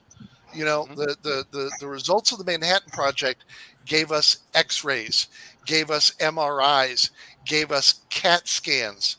Wow. Gave us chemo and cancer treatments. You know, not all of it's great. You know, it gave us nuclear power stations, which in most cases have been good. In some cases, Chernobyl and Fukushima, not so good. You know, but there are so many things that have come out of World War II and what we did. And Scott, I'm sure. I'm sorry, I never concentrated on the English side of what came out. You know, or Derek, I'll have to apologize. I haven't really concentrated on what came out Canada wise. You know, technology wise. No, that's cool. I mean, but I'm sure there's tons of stuff. The only real bone of contention I ever have, and I'm sure Beth will agree with me on this one, if you watch any World War II film ever, America won the shit single-handedly. Bullshit. It's like I've seen one, so I'm like, where are we? And it's like, the worst one for me, I'm like, shit, you're still doing this to us, is Independence Day. If you've ever seen the movie Independence Day, right? America single-handedly saved the world in that movie. They cut to England that for some reason are in a desert somewhere. Right. It's from the Americans, but it's about bloody time. Like, we're just fucking sat there waiting. Where's the shit? Bloody time. I was waiting for the message from America. Oh, thank God America here. I didn't even think of that, but yeah. We'd be out pelting those ships of rocks and shit. That's what we do. I don't know what to do. America hasn't called yet. I'm not gonna 100% disagree with you on that. We do like to beat our chests about that. we go in with our rowboats and our hand grenades, and we get it done with our igloos and dog teams. Hot air balloons, Zeppelin. I like to think that the movie Pearl Harbor, while it was a kind of a love story, I love that movie. Whatever. You know, I thought the movie Pearl Harbor painted a pretty decent picture about you guys in the beginning. You know, where you guys were the only thing, and they stated, you know, y'all were the only thing Everyone else and we had gone, had fuck it. We're like, man. and we had pilots. Because we weren't in it, we had people that were volunteering to go over Yeah. and Oh, yeah. help you guys. So I thought that one was that. It probably wasn't the best, but I thought that was kind of a cool thing for you guys. With World War II, we were in a position where we were like, if anybody else wants to pick up I don't know, a fucking stick or something and hit one of them, that'd be great, because we're dying on our asses here. Right? And what was worse is every time they invaded someone, like, oh, now they're with us as well. But like, oh, great. So it's just this ever expanded army. And it's like, fucking hell. Fellas, if they ask for directions, don't tell them. Send them the wrong way at least. Help us out. Throw us a fucking bone. It was bad. Did you guys know that when Pearl Harbor went down, there was a black Navy man, an African American. Let me be politically correct for YouTube here. An African American. Shoot them down. Now back in the day, they were just good for cooks and swabbing and all that other stuff. Okay, let's face it, because I mean, people were still like, white this, white that. You know what I mean? It was before the Civil Rights Movement. So there was this African American that saw these planes come, saw what was happening, saw ships going down, and he thought, okay, well, listen, there's a perfectly good ship right there with guns. So he fucking went on that ship. He strapped the thing over his shoulder. And I'm talking one of these fucking big and he's mowing down these Japanese Zeros. And I think the tally that after he mowed down 25 Japanese Zeros. And he was given a Medal of Honor because he was the only man to actually stand there. Why his fellow sailors were going, okay, what do we do? We got to, you know what I mean? So quite literally, we got caught with our pants down. Nobody fucking expected. Well, who's to think on a beautiful Sunday morning at Pearl Harbor, when you wake up, you have breakfast, who's thinking, okay, well, we got to get ready. There's Japanese Zeros that are going to come. Yeah. I mean, they were outside playing volleyball and all that other stuff. That's for Beth. I mean, the Japanese hit Pearl Harbor. That was a calculated fucking move right there. That was a calculated move. When I was 20, I met a guy who was working for Honda at the time. Old as shit. I was young. And he told me that he used to work in aviation. And I said to him, what have you worked on? And he just looked me dead in the eye and went, 0. And I was like, fuck. And he was an engineer from way back when he was like my age at the time. He worked on 0 in World War II. I was like, holy shit. So it's, I'll say this as well, though. I mean, you can look at it in retrospect. The 0 is a hell of a fucking plane. It really is. It's an absolute bitch. It's an awesome machine. Oh, the Germans, the Luftwaffe planes were amazing. The biggest problem with the Germans, and it was, I hate to say it because I'm part German, but their dedication to perfection in mechanics, and to the minutia in mechanics, I know, was much of their downfall. Man, yeah. I'll tell you what they made some of the most incredible mechanics out there. The guns were intricate. The planes were intricate. The tanks were intricate. They were badass as hell, but that was a part of the problem. Was there were so many working parts on it, and so many intricate pieces that had to work. If any one of those pieces went, then you were kind of screwed. There was a lot of unnecessary shit as well. I mean, the British. A good example is, I want to say it was the Doodlebug, which was a German one that had the trumpet on it. So they had mounted to, I think it's underneath it. So when it dived, it made that scream. So when it was coming in to drop bombs, it would the wind would blow through this trumpet and scream, and it would make this screech. Yeah. That's great, and it would scare people. Completely fucking unnecessary. So you think about the amount of effort that was going into making that thing. You're like, okay, that's material used to make this thing. Someone's got to mount it. You're delaying that for what? for what, really? I mean, I get that it's to strike fear, but okay, if your plane's not doing that on its own, maybe work on that instead. So there was a lot of unnecessary crap like that. Yep. And the British and the Americans and the Canadians, we didn't have that sophisticated. As a matter of fact, our initial tanks were laughable compared to the German tanks. But German tanks But were the awesome. fact was because they were made simplistically, we could roll hundreds and thousands off of, so, okay, here's one German tank, and it took, it's a sick, sad reality, but it was a matter of overwhelming what the Germans had as far as resources. They wasted time and resource on, again, over-engineered things. Like if you've ever seen Big Bertha, the giant cannon on the train, dude, useless. How much time, effort, money, resources put into that thing, and it was garbage.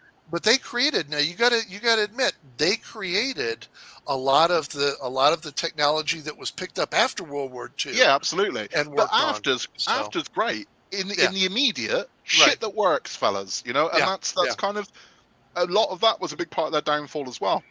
Yeah. Well, you they look spent at so much time on bullshit that if you're going to take over the world, focus on that. Yeah. But instead, when they're focused on developing these weird fucking weaponries, you had Hitler's weird kind of astrological shit going on as well.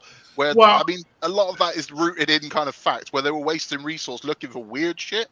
Then you've also got the fact that they were executing people on fucking mass causing genocide. You're like, if you're going to take over the world, maybe focus on that, and then focus on everything else after, instead of putting all your resource into this horrible shit. Yeah, you're right, Scott. Hitler was you're right. I mean, they did waste their money and resources and manpower with the Thor Society looking for stargates and occult stuff and trying to turn their own dead soldiers into zombies so they could win the war. All that bullshit. All that weird shit they were doing. They actually were making stargates so they could do time travel. So and this is the thing. If in the middle of a world war you're trying to take over the world, you don't have any room at all for magic. That'd be awesome. Okay, well let's put 20 guys on this shit. It's like no. You focus on the job. Well, Himmler was in charge of the Thor Society. Heinrich Himmler. Hitler's chief SS officer. Yeah.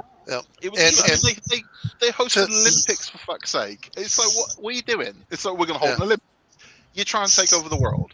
Do you have time for this bullshit as well? They were making movies as well. They made a lot of they made a Titanic movie during World War II. It's like, what you doing? Yeah. This is a waste of resource. No, some of it's propaganda. And you had to look at it. That's a necessary thing in War II, is because you have to not only figure out what you're going to do with your troops, but you also have to keep the general public on your side as well. A lot of that shot them in the foot, though. They made they made a Titanic movie that was never released. It got released about 10 years ago.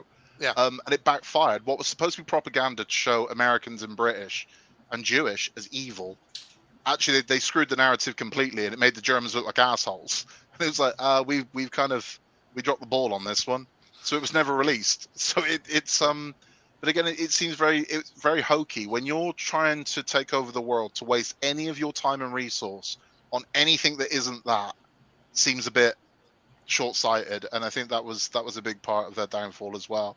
Yeah. It was wasting time on, like I said, over-engineering things that never worked. It's like, how much time and manpower did you spend on that could have been spent somewhere else?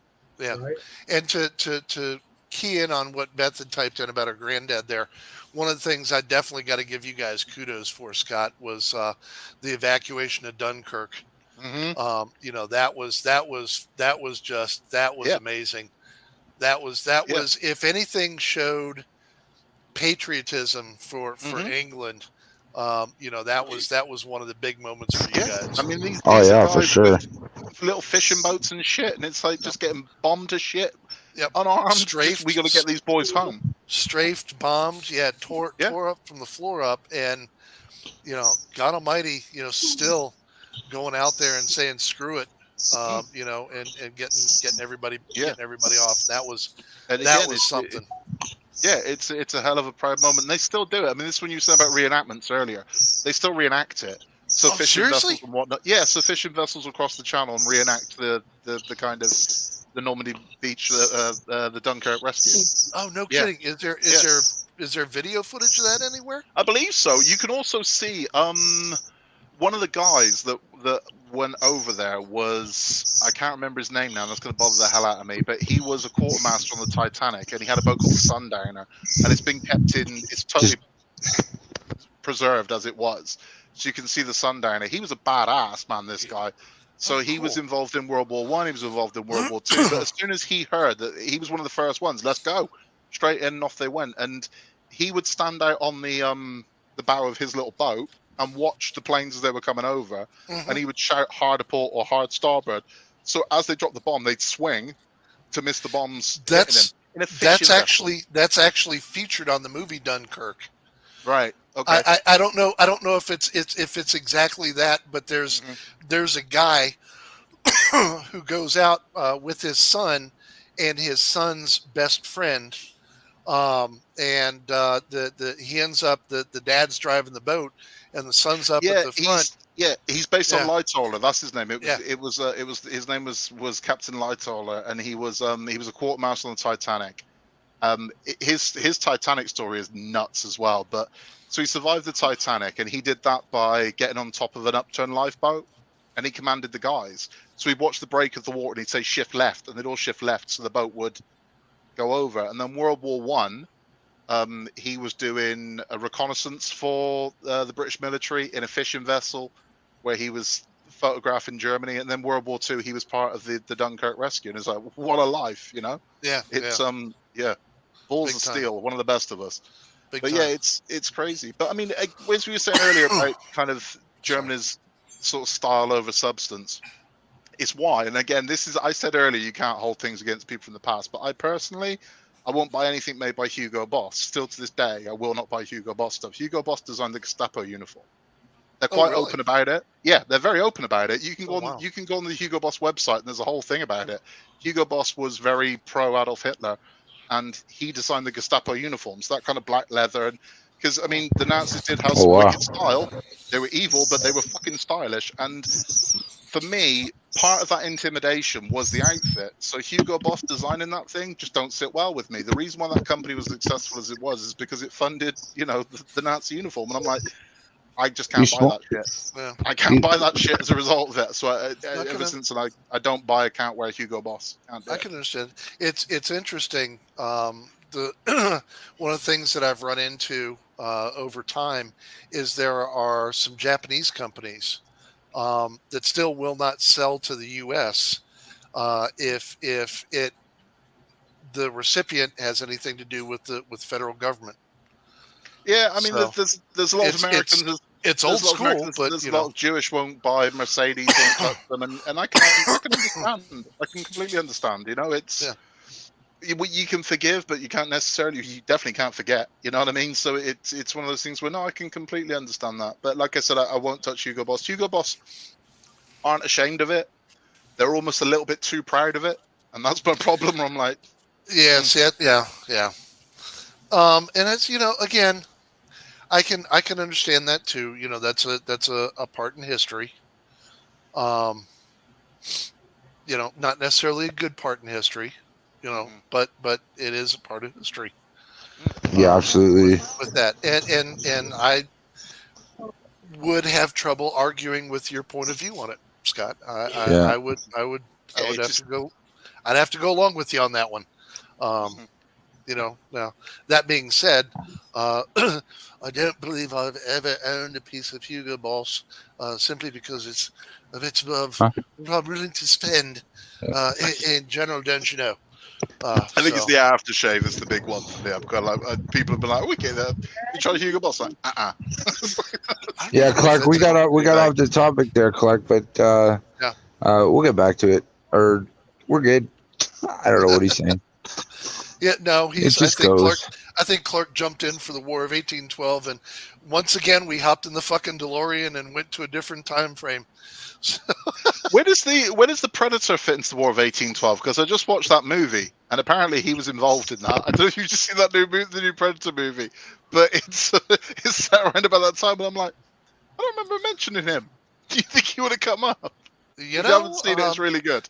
I think that falls under the fact of we've run out of so many things that we can do. We've done Predator in New York. We've done Predator in the You know what? pyramids. It's really good.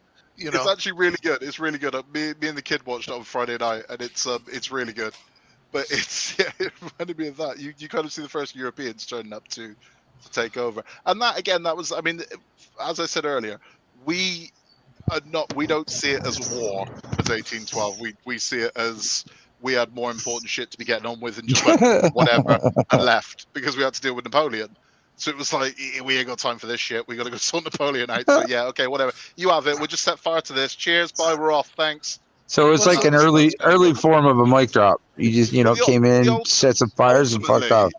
Ultimately, the people that lost the people that lost the 1812 war were the indigenous Americans because they lost a very strong ally in the British, which is kind of what happened there. So if they were ultimately, they were the ones that lost. But it's we don't. It's not viewed honestly. It's not viewed as a war by us. We're not like, oh, yeah, the War of 1812. It's like, yeah, not really. It was kind of I mean, America sees it as a victory. We see it as a lucky escape. You know. It was a police action. Police action. Fuck that. Sorry. That's okay, buddy. We're good. That was probably pretty tasteless for Poor some car comes in. Fuck.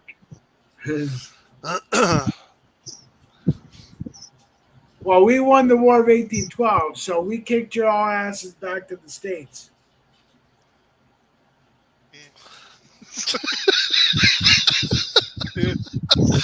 I love Scott's response. We burned down your White House. Misty says hello, by the way, Scott. Hi, Misty. He says hello back. Oh, okay, so what was that answer? Yeah, it's okay. It's like what I get it all the time. We get it where America, particularly around about 4th of July, get all patriotic and shit. They're kind of like, yeah, in 1812 we kicked your ass. Like, not really. It's like, that's kind of No. You have to understand. Up here on the side of the mountain where we are, come 4th of July, it's an excuse to shoot off a whole shit ton of fireworks. Yeah, celebrate the independence we'll of your spend nation a by month's blowing up a small salary. part of it. That's right. We'll spend a month's salary on fireworks just so we can go, hoo boom. Yeehaw. Yeah. And guns. Yeah, we're that said, I actually quite dig the 4th of July because we don't have anything like that. We don't have a Celebrate England Day, which is kind of why we go batshit mental for things like coronations and stuff like that. We don't have a day. We don't have like UK Day. It doesn't exist. Really? Yeah, really. So we're not. I mean, it's a bizarre thing. I mean, it's kind of it's almost seen as taboo to wave your flag over here in America. I mean, they're decked out in that shit. Whereas over here, if you're hanging a Union Jack out, it's almost seen as a fuck you to some people. So we really what? I swear to God. Holy shit! All right. Well, wait a minute. Time out. That's an odd mentality. I was going to say. So how then do the British show their patriotism? We don't. Really?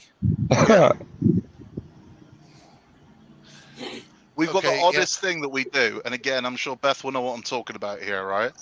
If I'm in a different country and I spot anyone or hear the accent, right? I will look at them, they'll look at me, and we do this, all right? Mm-hmm. And we nod, right? Which basically is us saying, so if I'm in Egypt, and this has happened, and I spot someone from the UK across the room, and I hear their voice, and they hear mine, we'll lock eyes and we'll nod. Mm-hmm. And it's basically a nod to each other, as ridiculous as it is, where we're going, if Egypt kick off, me and you, right? I got your back. If Egypt want to fight, I've got you. That's kind of what we do. So we nod, go, yeah. And it's this acknowledgement of whatever the fuck happens, I've got your back. And that's kind of how we acknowledge. It's ridiculous. Wow. So I've done it in America. I've been in Florida, and I've seen like a Brit in an airport, and he looks at me and go, all right. We'd never do it in the UK. We'd never say hello to each other. if we're in America and I see a fellow Brit, we'll be like, all right, yeah, how's it going? Good. And that's it. And it's just a conversation that says, right, whatever happens to you, I've got your back. And that's kind of how we show it. So it's a really weird fucking way. We don't wave the flag. We're very apologetic for our Britishness, but when it comes to it and we actually have to show Think so. patriotism, we show it. We don't do it by waving flags and blowing shit up and woo! We're just kind of like, honestly, when it comes down to it and you need to see how British I am, you'll find out. And that's kind of how we've done it. And it's strange, but we don't have that kind of whoop. It's weird. We just don't have that. Huh. Okay. Like you don't see flags outside houses. Like when I was in Texas, literally every other house I went past had the flag outside. Yeah, well, and I'll freely admit, in West Virginia, where we are here, I proudly display. Now I've got to get it back out because I ordered some replacements because the ones that we had were getting a little old and a little tattered. But I proudly display both the American flag and the Canadian flag. You know, we're not ashamed of Misty's heritage. You don't, and I'm not ashamed. I'm not ashamed to say, I'm an American either. Yeah. Funny thing was. And we're not sure if this happened because of somebody or what. Funny thing is that the Canadian flag, I've got the American flag that's here right by the steps to the front door, and then the Canadian flags, a little bit off to the right hand side. So you've got some distance so both of them can flutter around and not get tangled. But somehow the Canadian flag got pulled out of its holder, lifted up and stuck on top of the roof. My roof comes together kind of like this, I guess.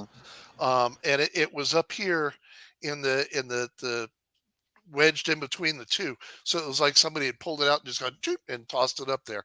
Right. And it was rolled up. So I don't know if it was somebody came over into our yard and did that.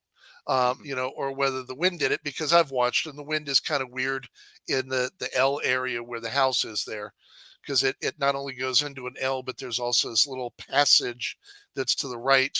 That's maybe 3 feet wide, babe, where they added the garage onto what was the garage before. So they took the garage from before, turned it into the living room.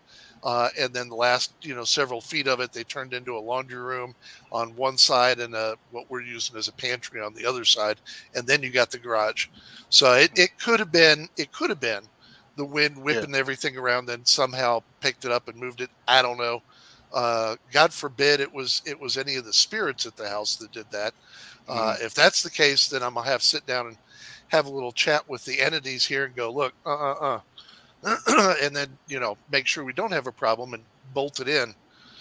So. See, when there's a football tournament on, so the World Cup or the European Championships, you will just see England flags everywhere you go. They're hanging out of windows or everywhere. But then they immediately come back down, and it's like Beth has said in chat about she was asked to take her flag down. That happens quite a lot. Again, it's almost seen as like colonialism or something. If you hang the flag out, people get offended by it. It's ridiculous, but it's true. Wow. I know. That's wow. It's sad, is what it is, but it is what it is. Now, if you go to London, it's not. I'm shocked because I thought you did the British were like no.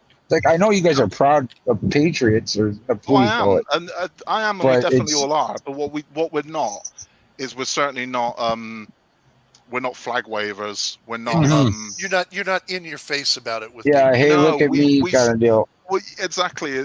We kind of see it as it's an id. It's a being. It's kind of, if you're British, there are certain things that we do that just bond us. Tea is one of them. As much as people take the piss out of that, tea is very much ritual for us. It's part of our kind of our being. And there are certain things that we are cynical, we are sarcastic, we are pissed off, we are pessimistic, but we are united in it. So we all say the same shit, where it would be like, we'll say things that, we know how we can make each other smile just by saying something quite, derogatory to each other. The more friendly I am with somebody, the more insulting I am to them. which is kind of the way it is. And thank God I don't know you all that well. Then, God forbid. But it's true. I would love to see a chat between you and Chris. Oh man, that's got to be a thing. Well, it's like when a buddy comes into a bar, right? It's quite common to go if he's looking through the bar to put your arm and go, "Oi, prick!" and then look over, there you go, and that's your buddy. Oh Where wow. it's a really strange thing, but it's kind of how it's. So Hey, Spike. the more affection we have, the more kind of horrible we are.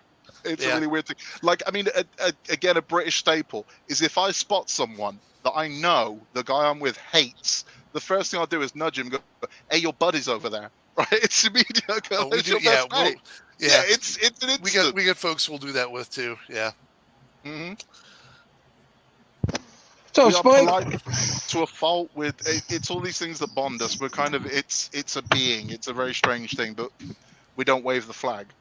It's a really strange thing. Another weird thing the British do. This will sound strange to you, but this is what we do. If we ever give anybody money and we know it's correct, if I've got to pay $1.50 for something, if I hand them $1.50, I will always say, "I think that's right." I know it is, right. but I can't not do it. I'll always go, "I think that's correct." I know it is, but I'm stupidly polite, so I've got to. It's this weird thing that we all do. So we've got these very strange kind of things that sort of bond us. Hey, you know what? This is the thing. I got to give you guys credit. Yeah, it is. One of the things that kills me here is every country has its culture and its heritage, and what makes it. You guys, as you mentioned, you've got your tea ceremony, in the afternoon. I hate to call it a tea ceremony. It sounds like Japanese, but yeah, it is what it is, But you've got other things that are, based around your culture and the royal family and things that are just they're classified as untouchables. You don't diss them. You don't talk about them. You don't try and break away from them. It's not something that you're going to change. It's part of who you are. Mm-hmm. And the thing that kills me, and I respect the hell out of you guys for having that. I really do. The thing that kills me is we came over, and as I was saying before, and I'm not trying to, be flippant about it, but we really did come over as a gathering and a conglomerate of people from all over Europe initially, that were trying to find something, a different place. You weren't happy where you were. Fit in. Yeah, we didn't fit in. So we came over and we made our own culture. We made our own history, our own practices. And it's part of what defined us as Americans. Now, good, bad, or indifferent, whatever.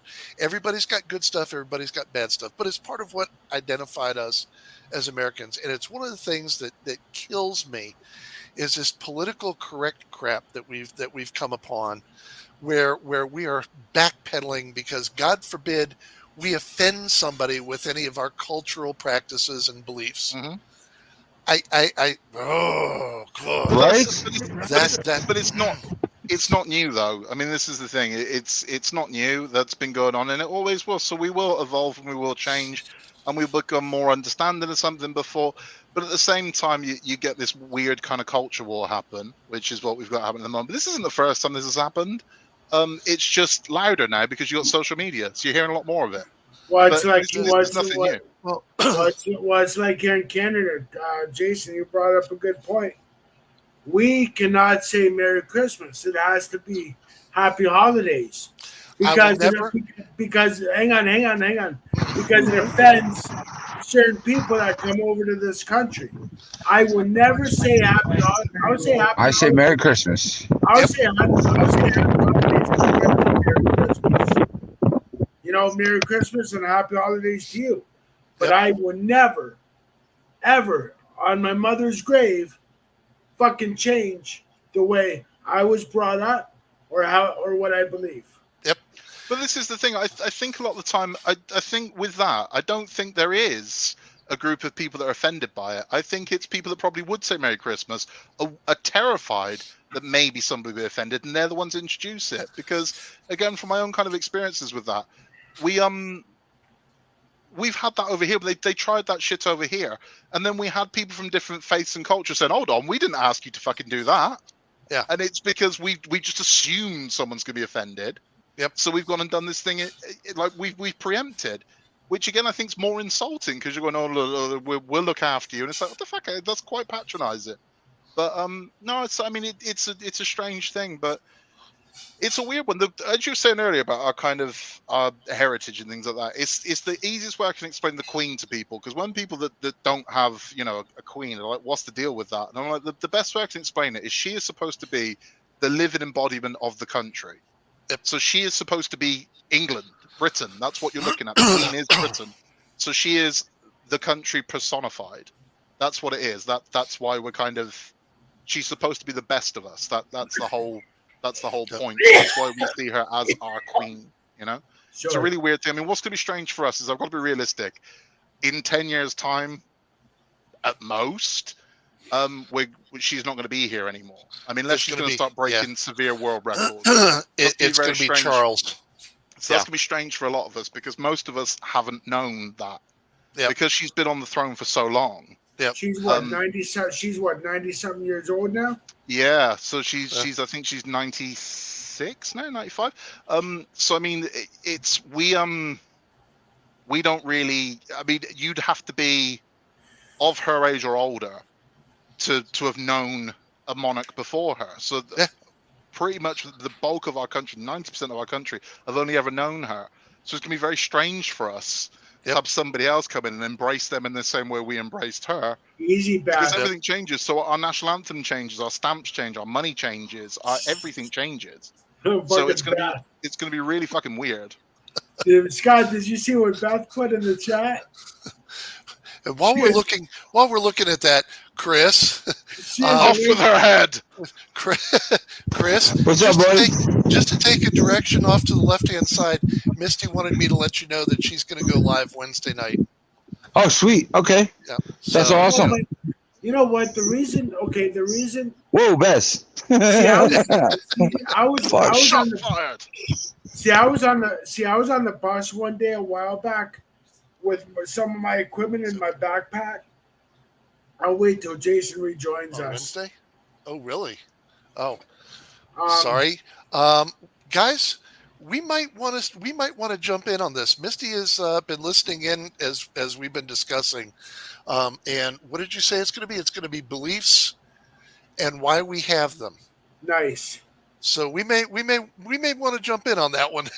I'm in like Donkey Kong. Yeah, anyways, it might be hon. We may have to accommodate for Scott, because Scott's what, 5 hours ahead of us. Yeah. So if we go too late, it's going to be 8 o'clock. Ooh, that'll be like I'll make it work. 1 o'clock your time. That okay? Can I be depends on what day it this? is. All right. Can I be on this? Can I be in on this too?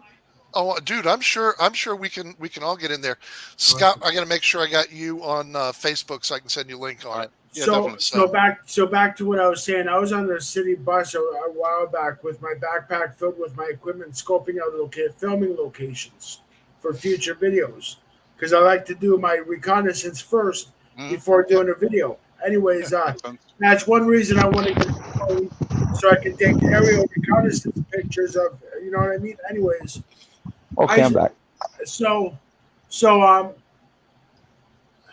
I was sitting next to one of these people coming over to my country, and I said, "You look pretty cool." I said, "What do you think of the whole Merry Christmas versus whatever?" He goes, "Well, we get offended, and we want you people to change your whole belief system and all that." I'm like, you know what? You can go fuck yourself. There's no way I'm changing what I believe in. Shouldn't have to. Shouldn't have to. Nope. Well, he goes, "We're taking over Canada, and you like it." Taking over Canada. The big thing, and this is the this is the problem I have is somewhere we have to draw the line. We started out being tolerant of people's different beliefs and everything, and you know what? I'm all for that. I have no problem with that. Everybody, I have learned over time interacting with people of different cultures and different races and different ages. I've learned so much of different lives and lifestyles, and it's cool. Some of it's a little hard to understand. For example, Scott, the whole thing about you guys not having the same kind of patriotism that we display, and that's simply the difference between how our culture is and how your culture is day to day. Yeah. I can Yeah. respect that. I will be perfectly honest. I don't understand it. Mhm. But hey, you have your right to that culture the same as we do as for waving the flag. Mhm. Um, what Yeah. I don't understand and what tears me up inside is the fact that we as a nation stopped defending our culture and stopped practicing our culture openly under the premise of the fact that we might offend people. And Scott, you're Agreed. 100% correct. I think it's Agreed. the people that started out going, yeah, if we keep doing I think this, it's an assumption. I don't think. yeah, Yeah, we're this is the gonna thing. we're I gonna don't think. I offend don't think somebody. anyone said this offends me. I think there's a fear that you're going to offend someone. Yeah. I don't think. I think that's what it is. See, here's the thing: if you offend somebody, with one of your cultures and one of your beliefs, there's two very positive things that come out of that. Number one, they're representing and touching base back with their culture and saying, "Hey, my culture is strong. I believe in my culture.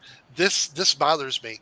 So that it may sound backwards, but it's a positive thing. It's a person getting back in touch with their culture Mhm. and their heritage, and that's fine. It's going to be different all around the world. That's what makes the world tick. That's also, Yeah. unfortunately, what causes some conflicts sometimes. But Yeah. absolutely, hold on. We got a Mistyism here. Mistyism. Wait a minute. Hold on. I'm gonna take the headset on. She's not gonna be on camera, but I'm gonna take the headset off. Hold on. Hey guys, sorry to butt in. Um, I can't hear anybody. Say something, guys. Hello. Always a pleasure. Always a pleasure. Don't ever be Okay. sorry. Yeah, I can hear them. I just want to say you got to question yourself when you get upset about somebody else's culture. You got to question yourself what you've been taught and why that upsets you. Right. Yeah. Right. You've got to Absolutely. take the step to try and understand your own thoughts and feelings before you can understand somebody else. Mhm. When are you going live, Misty, with this belief system that we were born? With? Wednesday What time? Ooh. What time? around 8. I will be. I will be there with bells on. Oh yeah. Okay. Well, it's not judgmental, and I'm not doing it to judge anybody. Okay, I'm No, cool. just hell trying to no. make people think about and evaluate their own reasoning behind why they react the way they do. I hear Yeah. ya. Oh, Absolutely. I'm sorry, I wasn't even listening. I didn't mean to butt in. No, no, you good. You don't need to be sorry. Finally, Jason's silent. Wow. Oh fuck. Jason's off the mic, so now he's talking shit. Talking shit about us, Jason? Really? I heard my name. Mhm. Yeah. Well, it's not just going to be about different cultures. It's going to be paranormal and why Right. people believe what they believe. Hey, that's cool. And because there's a lot of belief that every medium does the same thing. And Yeah. that's not true. Every medium No. is different. Just the same as every person is different. Well, it's like I can't see pictures of Pearl Harbor without hearing screams of the sailors and feeling their pain. Exactly. Yeah. Yeah. Exactly. Everybody has their own unique and individual As an things. empath, I have a hard time seeing pictures of those ships in the water in Pearl Harbor. Yeah. Oh shit. All I'm hearing is shit out of Jason's mouth, which is not a good. Derek is saying he would marry you. Ooh. Don't. No. Here. Doris. There's Been after my Doris. booty for a long time. Okay, Doris? that's not a big secret. Jason, Doris is before us. We have Doris. Oh my We have God! Doris. Hello. I'm not after your booty, Jason. Fuck that.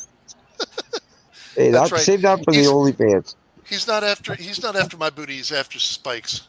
So, Right. so Scott, yeah, I'm sure you saw my address in the private chat. Yep. Yep. Mhm. Got it. Cool. Hey, Yep. good to Okay, go. guys, I'm gonna get off here for a bit. I gotta get something to eat. I will see you later. All right, buddy. Always a Have pleasure, a Derek. good day. See ya. Always a pleasure. And I gotta go shortly because I Okay. gotta help Misty with the dishes and some other. Next time we do this, Chores. Chris, next time we do this, we're gonna have a talk on 1812 and not go to the side. Right? I don't know a whole lot about 1812. That was just All like I just know Topic. it wasn't a war. it wasn't a war. You guys, for us, it was a They war. did I their just thing know it and wasn't a war. fucked I off. just know we just went fucking whatever and left. All right, let's do this. Let's do this next Saturday, so everybody has a chance to do their research because we all Next- admit we are woefully unprepared today. Next Sunday. Let's next Sunday. Sorry, next Sunday. That's right. Saturday is the bar and grill. Yeah. Notice self Sorry, promotion. your show. There you go. That's right. Plug it, So, baby. and if you haven't seen the seafood baked mac and cheese, go Fuck, play I've seen it. Yeah, go play from last night because that turned out amazing. It looks fantastic. Yeah, and we. This is why I can say we will start having videos. Misty has volunteered to take all the bits and pieces that I've got of other stuff and start putting the videos together for me. So since That's I cool. suck at it, Well, she's going to take that over. I would do I my I forgot how hard it was to do videos. I would do my research for the rest of this week until we all meet up again for the War of 1812. Yep. So let's do War of 1812 next Sunday. You want to revisit it?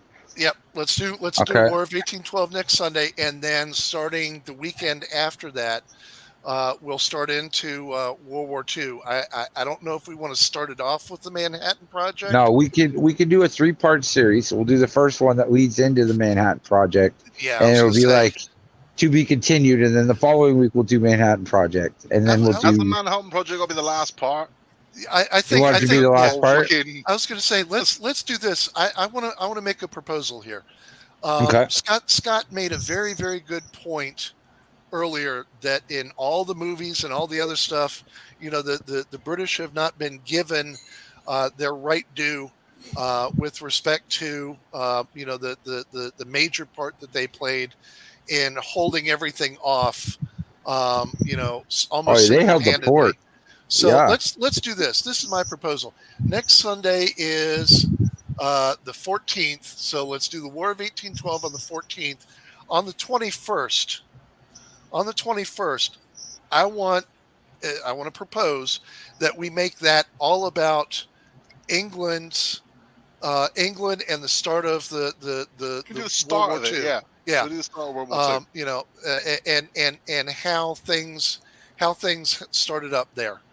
Okay. And how it went for you. Then we can lead into from there on the 28th. Yeah. We'll do the say Pearl Harbor and Okay. how the Americans got involved and then as at Scott's suggestion, the following weekend on the 4th of September, we do the Manhattan Project. Awesome. And do that as the third, and then I think because you can't really finish it with the Manhattan Project. Well, actually, I guess you can, because that's going to be talking about and bringing about the bombs in the end of World War II. Hell of an ending, man. So yeah, I guess we could do that. Fuck yeah. Okay. I think then. What So you want to do? we should move it out then and make it a 4-part because I think we need to do the fall of the European side Okay. before we really do the Manhattan Project because as Scott puts in, that's going to kind of tie the bow on everything. That's going to wrap everything up with a That's Yeah, I perfect. mean, ultimately, Big- that's what ended the war. So I mean, yeah, that's going to yeah. no joke. Sorry for the pun, but that'll wrap everything up with a big bang because I got a lot of That'll- stuff on the Manhattan Project. So let's do That- this. September 4th, we do the fall of Germany, Okay. and then on September 11th, we'll do the Manhattan Project. So that Cool. gives us 5 weeks worth of planning on everything. So we'll know what to study up on, so we don't for the come thumbnail. back up here looking like a bunch of goofballs again. So in 2 weeks we're starting, and Scott's going to quarterback that with the Absolutely. Great Britain, right? Actually, So, okay. Hey, is there any chance, Scott, that and Chris, that we can work on getting Beth up there too? Oh yeah, I could talk to Beth. I'm sure. I she'd be think very that would be informative. awesome to have Okay. both a male and female. I'll have her up for you know, that. Yeah, side of Absolutely. that, and have the two of them working together on that. I think that'd be awesome. So that gives you a couple weeks to get that ready. And next week you want to revisit 1812, or did you want to do? No, I think we do. Where were you with 9/11? Let's do 9/11 later. I think we owe it to the people that were coming in today, expecting to hear about 1812. We owe it to them. To go back and do that and revisit it. Absolutely. Yep. All right, next Sunday we're doing 1812. I'll do some research. My week's booked then, because I'm gonna do the research on this and a few other things. Sweet. And I got some videos I want to put out there. Derek's coming back here soon. Derek will be most a busy man.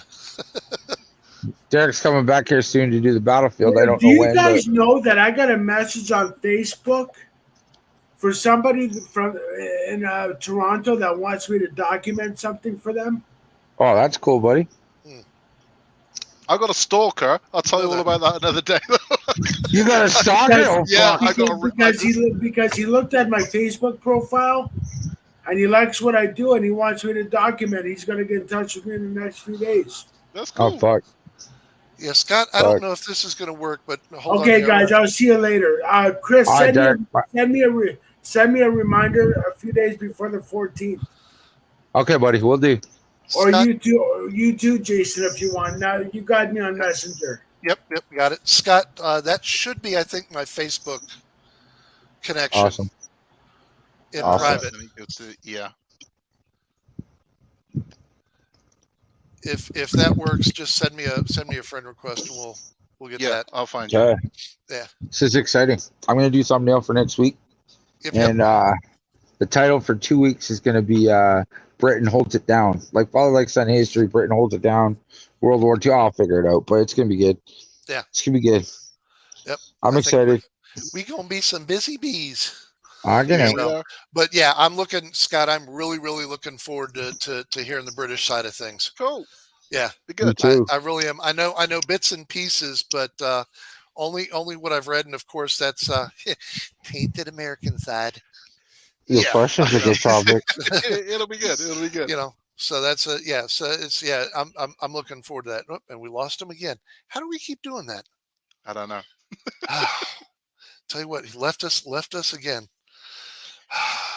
Right. Well, I will catch you all now on the next one. Looking forward to it. It'll be good. I better do my research on 1812, and I will admit that something happened. Something happened. Yes.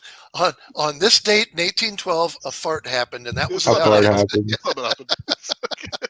All right. Got it. All right, guys. Always a pleasure. Jason, go. Yep. Take care, Scott. It's good to see you again, man. It feels like it's been too long. Yeah, man. Have a great night. Yep. Hopefully the weather's broke for you and not as hot. I got a couple more hours to do a showdown. Bye. Right. Bye. Have a good night, guys. Much love. Yep. Catch you on the next